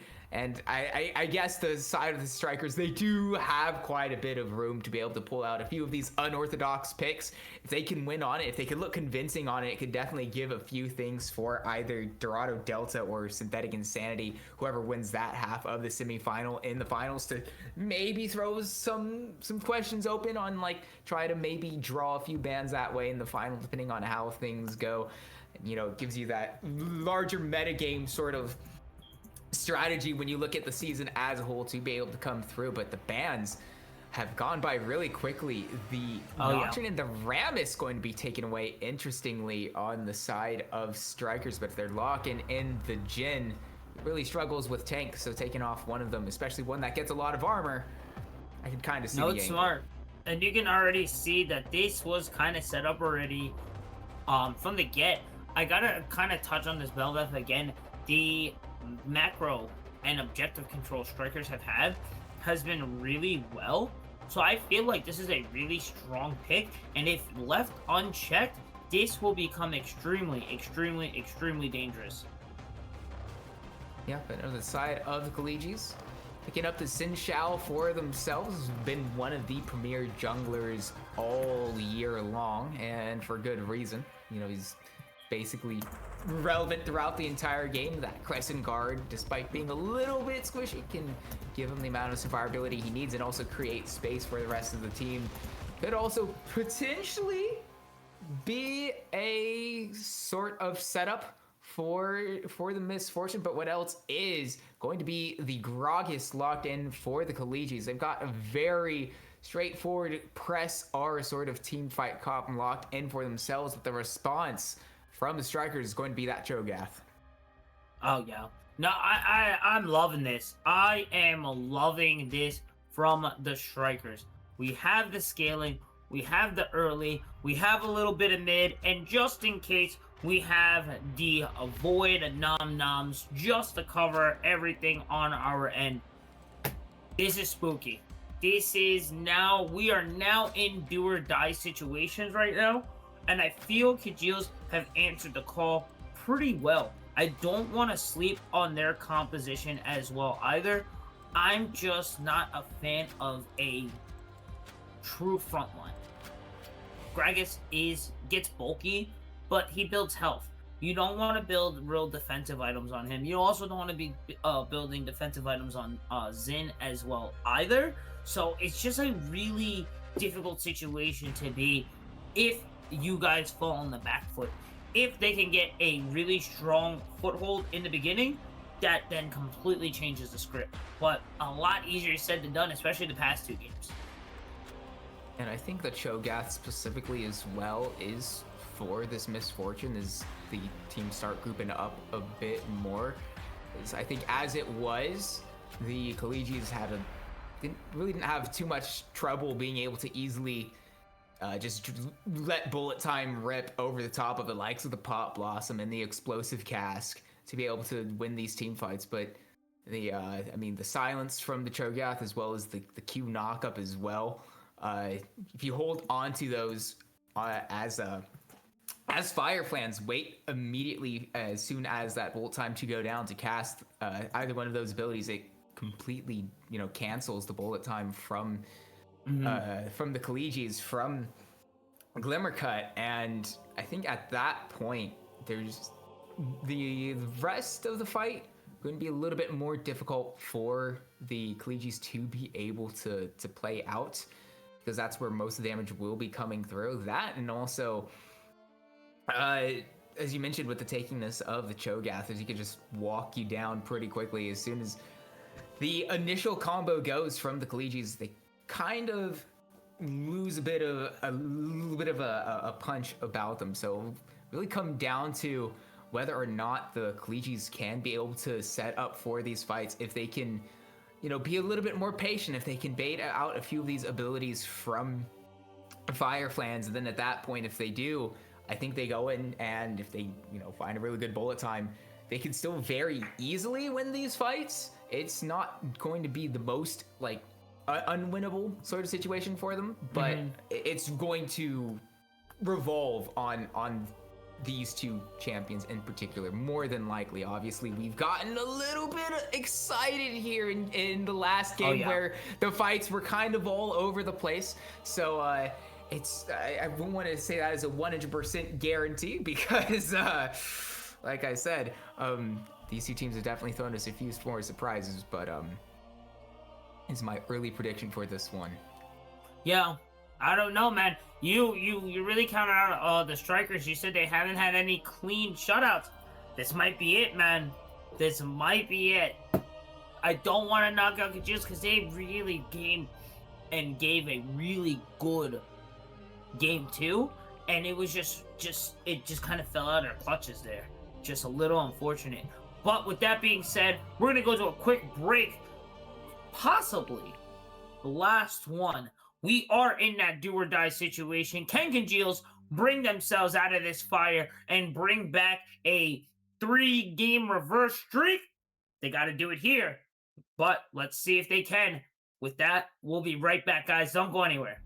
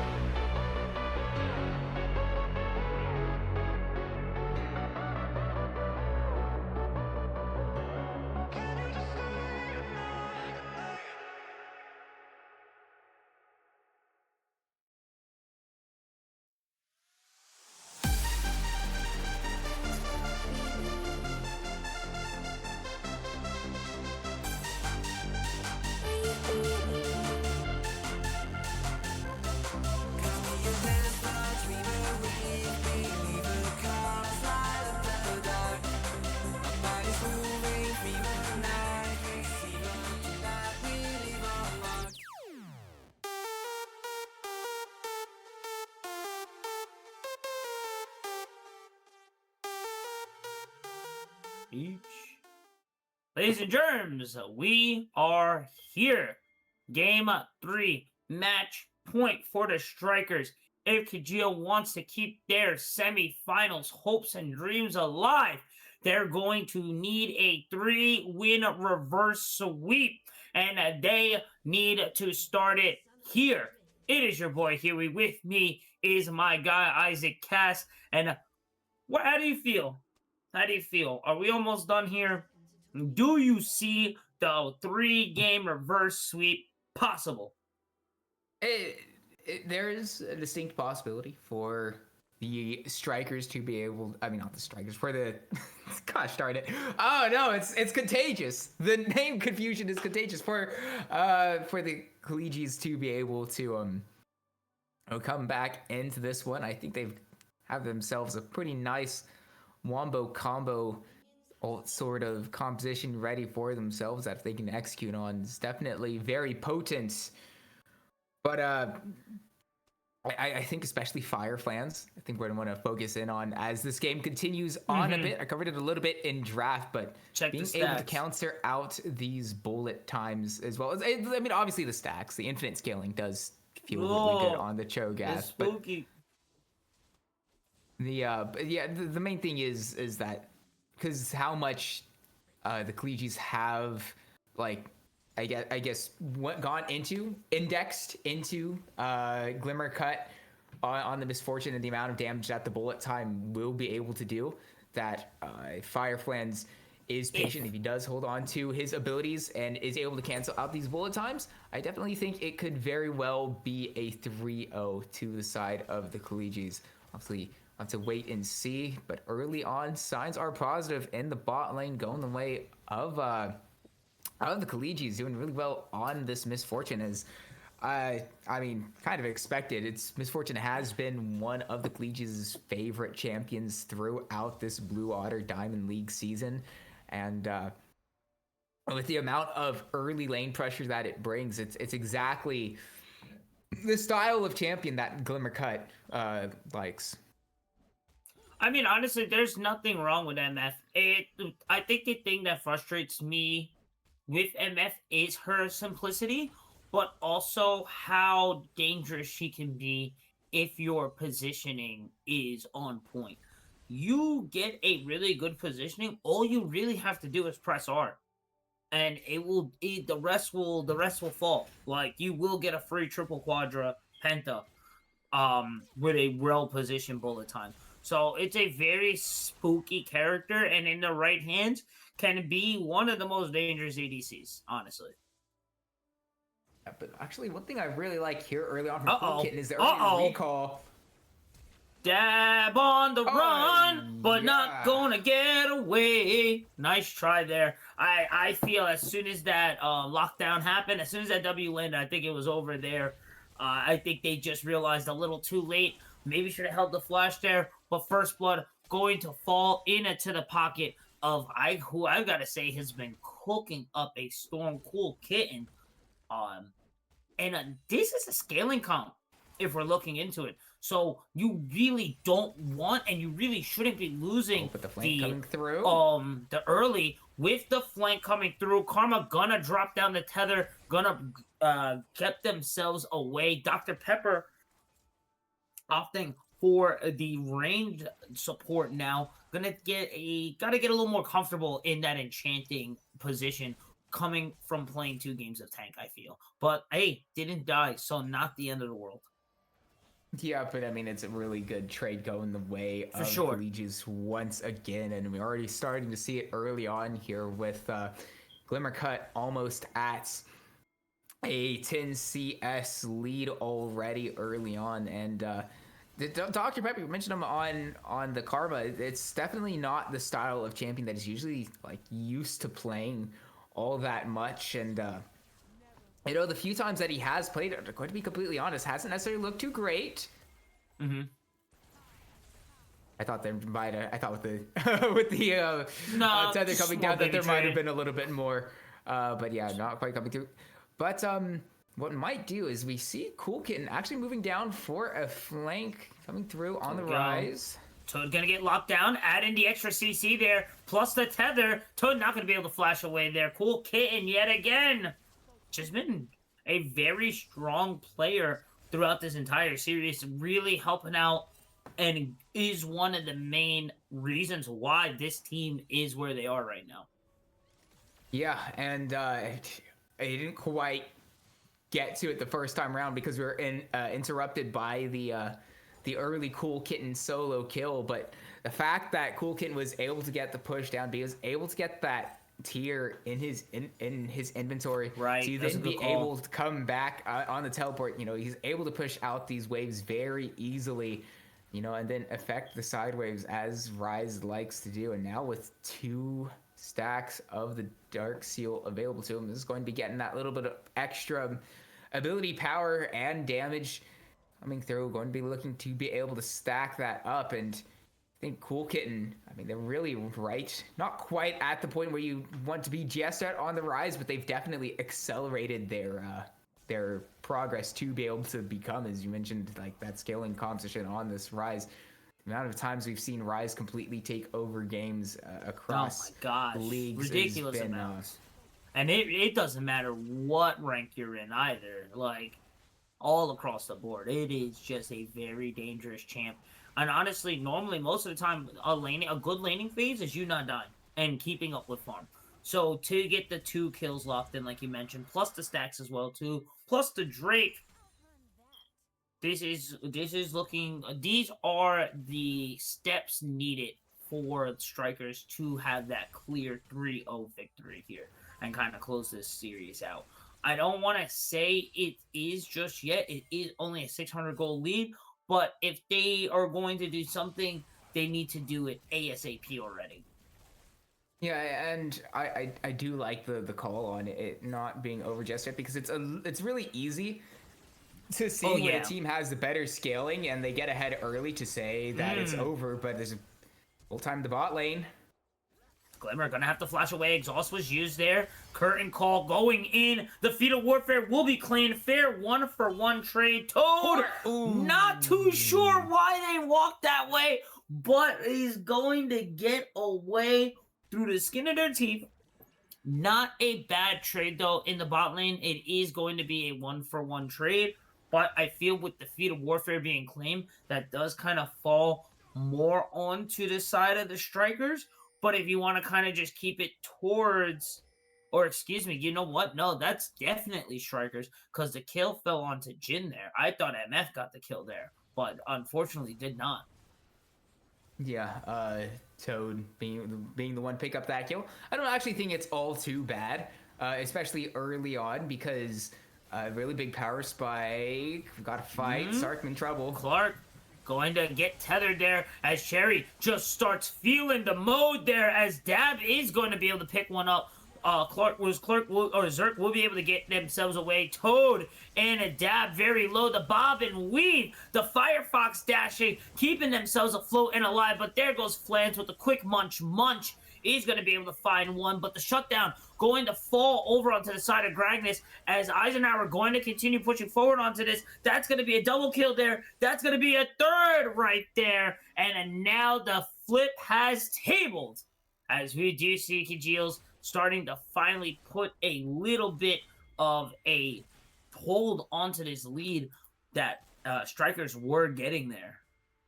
Yeah, and that was the thing that I kind of wanted to talk about earlier with the, like, when a scaling team composition gets ahead early, a lot of times it's easy to, like, hear sometimes say, oh, the team that scales got ahead early, it's doomed. Not necessarily, because, I mean, the Kilijs definitely have a power spike a lot sooner with their composition as opposed to the strikers. And I mean, they really showed it off there. Eisenhower picking up 2 kills for himself, going to be finishing the Rod of Age as well, going to be stacking up there. So I'll be feeling quite good for them, and you know, gives them a way back in, as well as I've seen the Misfortune build going for the full lethality here. It is one that has started to gain popularity recently, as opposed to the Bloodthirster. But I think Serpents is good here. We're gonna have to hold that thought there. Dr. Yeah. Pepper is gonna get picked up by Glimmer there. I think that's all they're going to get for the most part. But overall, though, still a very good Cherry play though there. in trouble. Oh, kind of in trouble. Is going to weave over the wall there. Toad going to find the second pick there. Hey, got to give it to them. The catch comp is starting to work out for them just a bit. This is where this team comp should shine. This transition into the mid game. This is where we should really start to see Akuma's really start to shine a bit. As we see the tether plus the mark. Clerk going to seed it back on it to, onto Fluke as we get the Nico ult as well too, but it's not going to be enough with the Rise TP. Cool Kitten going to pick that one back up and start getting more stats back in the pocket. Yeah, and it's a common error you see just in general in like organized plays. The team makes two separate decisions. Sark staying a bit too long after they after the fight, and they push into the enemy territory. Dr. Pepper might be in trouble. I Toad did use the tangle barbs a little bit earlier though, so didn't have access to that sort of CC. Just kind of pressured out Jerry there for a little bit, but it is a slight error that is pretty common in general in organized play, where one person sticks around too long when the rest of the team kind of backs away and are able to pick that up. But that previous fight and how things have gone, I do like this respect from the side of Akuma. Oh! No way! Oh! Wow! Okay. Completely calculated, baby. My gosh. Okay, well, sure, right. Okay, I was about to say it's really good from the strikers to, respect the extra power that the Kilijs have at this point in time, recognizing that they spike earlier, that they don't really need to fight over this Drake. But I mean, it turns out they also get the Drake anyway, because X with a deadly flourish. I mean, yeah. Just steal it. All That's right. great. That is that's a bit of a heartbreak. It's not super over for the Kilijs, no. but picking up that second Drake for the strikers, it feels really good to be able to start to stack these Drakes up really early, because now the Kilijs have to really focus and index into these Drakes to prevent this whole point going the way to the strikers, and it allows the strikers that extra flexibility to kind of sit back. If they want to take a fight, they can, but really, as they're scaling up, they aren't really concerned at all about how things are going. And if there's just an angle that they don't want around the Drakes, they could just give it up and use that extra time to scale faster, to get more resources into their late game carries for Cool Kitten specifically as well. So I mean, it's perfectly fine. He's scaling up on the Rod of Ages. He's got a nearly fully stacked tier as well, on his way to Seraph's Embrace. And that extra layer of flexibility that they've now gotten off the Steel of X Fluke it's not game ending. It's not game breaking by any means, but it feels really good if you're the strikers. Yeah. I gotta say, man, the Lion does not concern themselves with these dragon rotations now anymore. I really would have loved to seen how much dragon was at for that deadly flourish to land. That would have been great to see. That would have been very, very low. And I think it was just kind of communication error, unfortunately. You were just comfortable. You had a curtain call. Gonna get dropped here.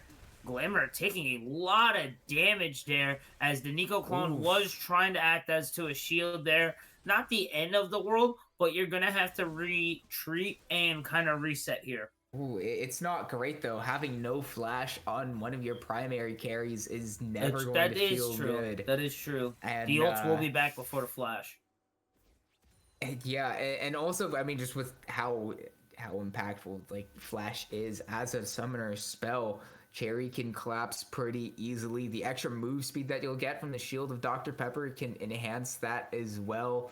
It's again, it's just another thing not going the way of the Kilijs, even though the gold is level. The onus is on them to be able to get something done like relatively soon. But the thing is, there's not really much to be able to fight over. The next strike doesn't spawn for another minute and a half, and even when it does, as I've said before, the strikers really don't care. I mean, Nah. if one Drake going the way of Kilijs, like they'd be more than happy to be able to give that over. But Cherry taking down the half HP will be all It's a lot right. of damage from Dab there. Yeah, it's a demonstration on just about how much damage Ari can do, and we saw it earlier. And as we said, I mean, I still think the Kilijs, at least in terms of fights, are probably in a slightly favored position just because of how much stronger that they get early on with the Xin Xiao, with the Ari, with the Misfortune. But they have Here to. comes Cherry. Dashing, chasing. Okay. I thought that was a little overzealous there. And now, and now, Fluke Okay. gonna feel the burn on that one there. As you do have two Yeah. chasing in the jungle. That was great communication and a great response there. Over for the side of Akuma. Yeah, they also pick up the kill onto X Fluke as well on top of the Rift Herald. So they'll get a bit of gold for themselves. It's also a shutdown. Ideally it wouldn't have gone on to Toad because he has already completed his proto belt, which is really the main item. Sark. Nice. Yeah, getting a little bit overzealous there on the Rift Herald, but there's not a lot. Hey, of you got the numbers double from strikers tackle. You nearby. escaped. We'll take it. I gotta say, Cherry kind of slacking here was with this Bel'Veth pick. I was really hoping to see a little more attention for the Voids and the Rift Herald, and just unfortunately just at red side at the wrong time as we get into a skirmish here into this river near Drake. Zark pushing forward there. The bullet time was landed. A lot of damage was going forward, but no one dropping yet. But this is definitely Khajiit's fight right now. But then Flange picking up Zark. Eisenhower coming on down to help out. That killing spree will be landing. And as we mentioned, this is a very easy give up here. No real worries onto the Drake. But for some reason, Khajiit's not following up for the Drake, looking to reposition for this fight, it seems.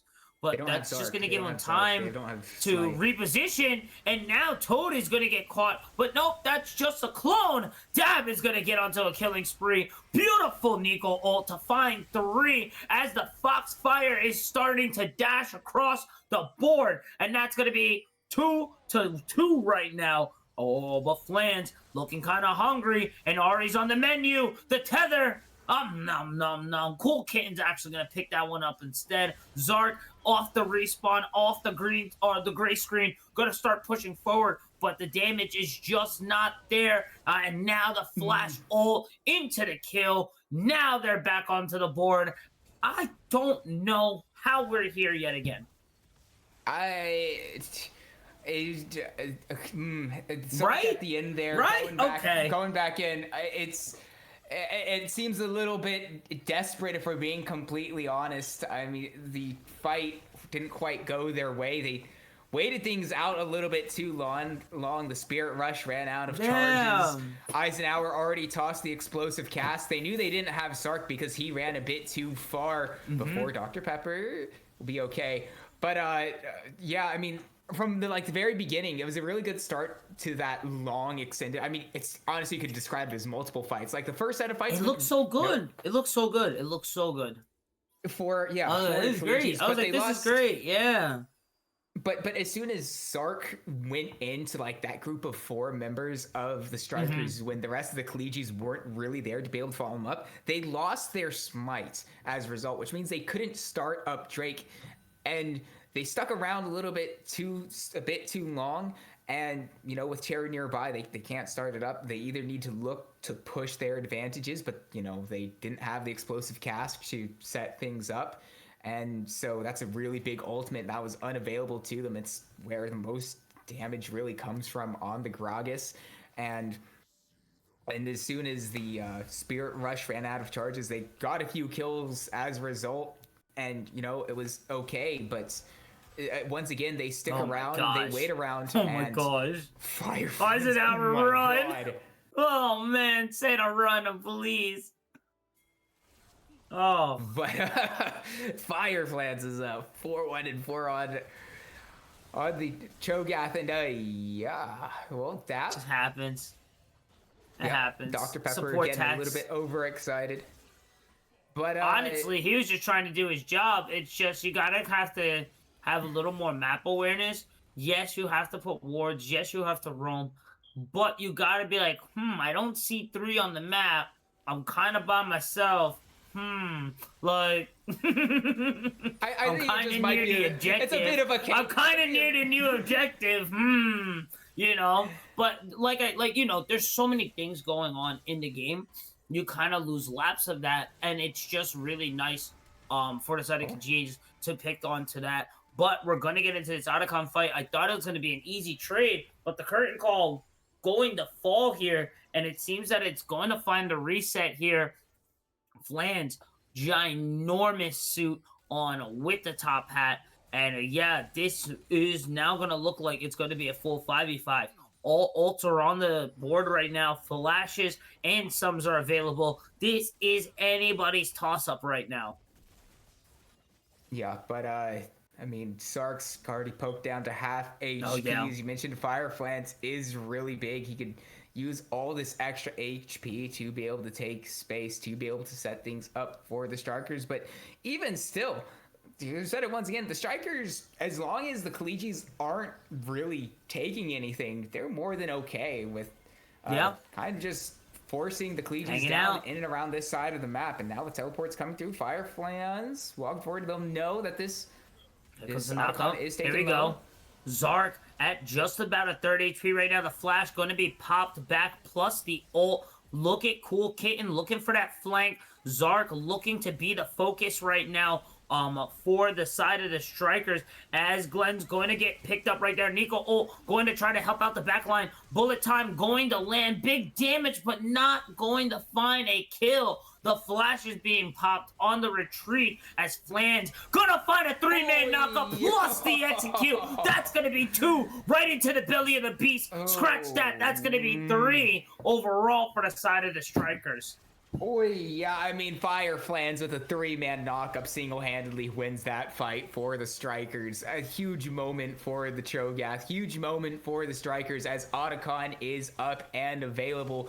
Fire Flans now 6-1 and 5 on the Cho'Gath, and he's got to have who knows how many stacks at this point. Probably, considering you get an extra 6 from minions as well, he's probably looking at around 10. And is visually represented that way. That's the Otacon as well. 0 on Soul Point. The Seraph's Embrace completed for Cool Kitten. The Strikers are online. They've hit their power spike, and as soon as they do, it's going to be very difficult for the Kilijs to be able to come back into this one. At the very least, we saw a few positive moments in that fight with the bullet time that did a lot of damage, but interestingly enough, kind of had a bit of a counter synergy with Eisenhower, whose explosive cask shot everybody out of that big source of damage. It could have very easily gone the other way if, you know, the bullet time was just able to continue pumping out damage the way it was. But just a bit of a blunder from the Kilijs, and now it's going to be a ton of work for them to be able to get back in this one as Toad is in. I don't think there's anywhere for Toad to go. No, I don't think so. Just gonna have to try to ult push forward there. Yeah, he's gonna find it, but unfortunately there's gonna be no follow-up as there won't be any follow-up there, as now Zark gonna be the next focus here, as it's just gonna be a quick munch there. Flans just soaking up all the damage there from Glimmer. The Rise ult cutting off MF escape route there. Pepper gonna be able to pick up Glimmer cut there. 2 left over for blue side right now, as they are now just hunting and walking down. It looks like Baron's with them as well too, as Fluke's gonna be able to pick up the Ari. Now Eisenhower's the only one left. There goes a beautiful W to lock him down. I think this is gonna be the next ace, and that's gonna be a double kill into the Fluke. Into to the Drake Soul, and I think they're gonna set their eyes also onto that Baron, and I think these are the final nails into the coffin for this clean 3 set for the side of Strikers right now. Yeah, and they get Soul, they get the, well, it wasn't technically an ace because Toad had respawned in that time. But again, it was a little bit of an overcommitment from the Kilijs because they saw the Pop Blossom land onto a ton of members. Toad in trouble. Toad was just trying to do their job, get a little bit of information there for the team to see where they're at. But come on, you know where they're at now. Gonna get caught yet again. Not gonna fall for the clone there. Not gonna get skitzed out from the Nico. And now Dab on a run. They do have Foxfire. Everyone is repositioned back onto the side of Strikers. Dab trying to just get away, maybe find a pick, something. As the Flourish gonna miss, but the lockdown coming in for Glimmer and big damage plus the tether. Cool Kitten is back on top from being unstoppable. And they are losing a lot of ground right now, and they didn't have a lot of ground to begin with, honestly. Yeah, and I mean, that just makes the Baron take all that much easier for the Strikers, gets themselves a bit more extra gold. I mean, in the span of a few minutes, it's gone from relatively even to 7k, but it's not going down without a fight. Sark is here. Here we go. Toad looking for an ult. Finds 3, plus the Hourglass, gonna give them a bit of much longer sustain. Zark gonna be able to find Dr. Pepper, but Flans is in the back row, godlike right now, as Zin is gonna be able to pick up 2, but Cool Kitten will be able to shut down any other ideas that they had, as now Flans is just chasing down the rest of the back line, not gonna miss the knockout. Flans is legendary right now, as we see Santa putting up the damages there. The bullet time just unfortunately not finding the marks that it needs to be. They stop the Baron. Kilijs do stop True. the Baron. And, they lose an extra kill in the process. They lose an extra kill in the process. But, I mean, they get what they came for. They ensure that Strikers don't pick up the extra buff that they get, which allows them to push in. And it stays on the map for a little bit longer. And even though it's very much out of the hands of the Kilijs, Baron's still up. Maybe you could find a miracle steal from Sark, who admittedly, when he went in there, was able to do a decent amount of work to find on an unorganized Akuma Strikers. And even though it's not looking great for Kilijs. Oh, nice lineup there. Well, I may have spoken a bit too soon because Fire Plants goes legendary. And, without your misfortune and without that big bullet time doing a ton of damage on a very grouped up set of Strikers, maybe the is just a bit delayed now. Can the Kilijs find a way in? Let's see, as Cherry is gonna find a knockup right after that flourish, and it's just unfortunate. Yeah, you're stopping the objective from being secured, but you're also giving up just space and time that you have, and it's a little unfortunate just because you kind of keep coming in one at a time. So yeah, all right, you cancel the Baron, sure, but you're not gaining anything. You guys aren't farming. You guys aren't getting towers or anything. You guys aren't really even necessarily trading. You're just kind of giving one up there. Cherry going to be able to find Zark yet again. And now the Smite Secure isn't there. So now add that in, plus the execution granted from Cho'Gath, and this should be a very, very easy objective. And so now I feel like we are definitely seeing the final moments here. Fluke picking up another one on the Nico there. Glamour on the run, but Cherry's gonna pick them up. Dab is the only one left, and unfortunately, Cool Kitten is also gonna join the Mile High Godlike Club. Yeah, it's I mean, kind of inevitable at this point. the Baron. There's only one left alive. That'll be a clean 3-game sweep going the way of the Strikers. They for the first time this season, they have managed to look completely dominant in a series. And I mean, talk about a time to be able to do it. They'll look for a little bit more. They'll get yet another kill to be able to pad the stats to close out this series. But it's just a thorough. It's a textbook performance from the side of Akuma Strikers. And, oh no, y'all stop it. Get off their base. Stop it, he's dead already. Yeah, I mean, yeah, fair play to Akuma Strikers. I wasn't a huge doubter of them just because of the, firepower that they have on the team with a few of the players in the belt. Fireflans is a star of the scene. So is Cherry. So is Dr. Pepper. I mean, everyone on this team has pedigree to them. And so even though they had the 5-1 season, they didn't necessarily look the best. They didn't necessarily look the best last week up against the XG only Frogs, who were, in fairness, also one of the more highly touted teams in the league. But I mean, yeah, the result speaks for itself. Game 1 was dominant. Game 2 was a little bit more shaky, but I mean, Game 3 again. I mean, we said it. They just waited for their moment to come online, and as soon as they hit their power spike, they sent the envelope. They pushed it, and then there was just nothing that the Kilijs really were able to do in this game. It was just a really good performance from the Strikers.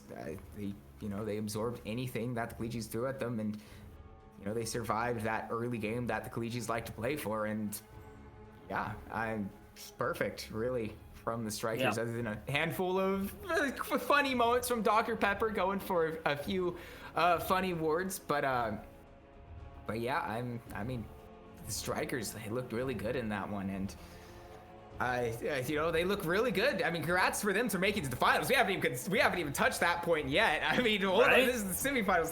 They're through again. I mean, Dr. Pepper is in his third final in 4 Blue Water Diamond League seasons, and like I said, Cool Kittens, a big name in and around the scene as well. So is X Fluke. They've got a team that they firing together. There's kind of one of the things that this exact team never really played together in this exact sort of configuration, and whether or not they would be able to gel, and they're really starting to right when it matters, and it really showed here up against Kilijs. No, really overall well played. If it was any time to get a 3-0, it was here in the semifinals against the sister team as well too, to really show who's up and up. And you already said this is a team set of champions. They already know the job, what they need to do to win, and you can see that today they came up and they showed. GG's, well played to everyone. But I think that is it for us tonight, Isaac, no? Yeah, that would be it from us here in the Blue Otter Diamond League. Congratulations to the Akuma Strikers for making finals. Congrats to Coffee for making 3 of the last 4 finals. He's been and in different positions as well, specifically leading this organization as the org owner to a potentially another championship there. And commiserations for the Kilijs. They honestly divide the odds to be able to get here with their win over XSV Orion. So, fair play to them for even coming this far. I don't think anybody had that on the books. Orion was definitely one of the teams that was looking to be the favorites for a final. But, the Strikers were just really good, and we'll see them in finals on Thursday, and hopefully we'll see you there too, audience member. But that is it from us here in the Blue Otter League. I've been Isaac. Alongside me has been Huey Yoshikage. Behind the scenes has been Last Raven with all the fancy scenes and camera angles that they've got coming through. And with that, we wish you a good night. Love y'all. Be safe. See y'all soon.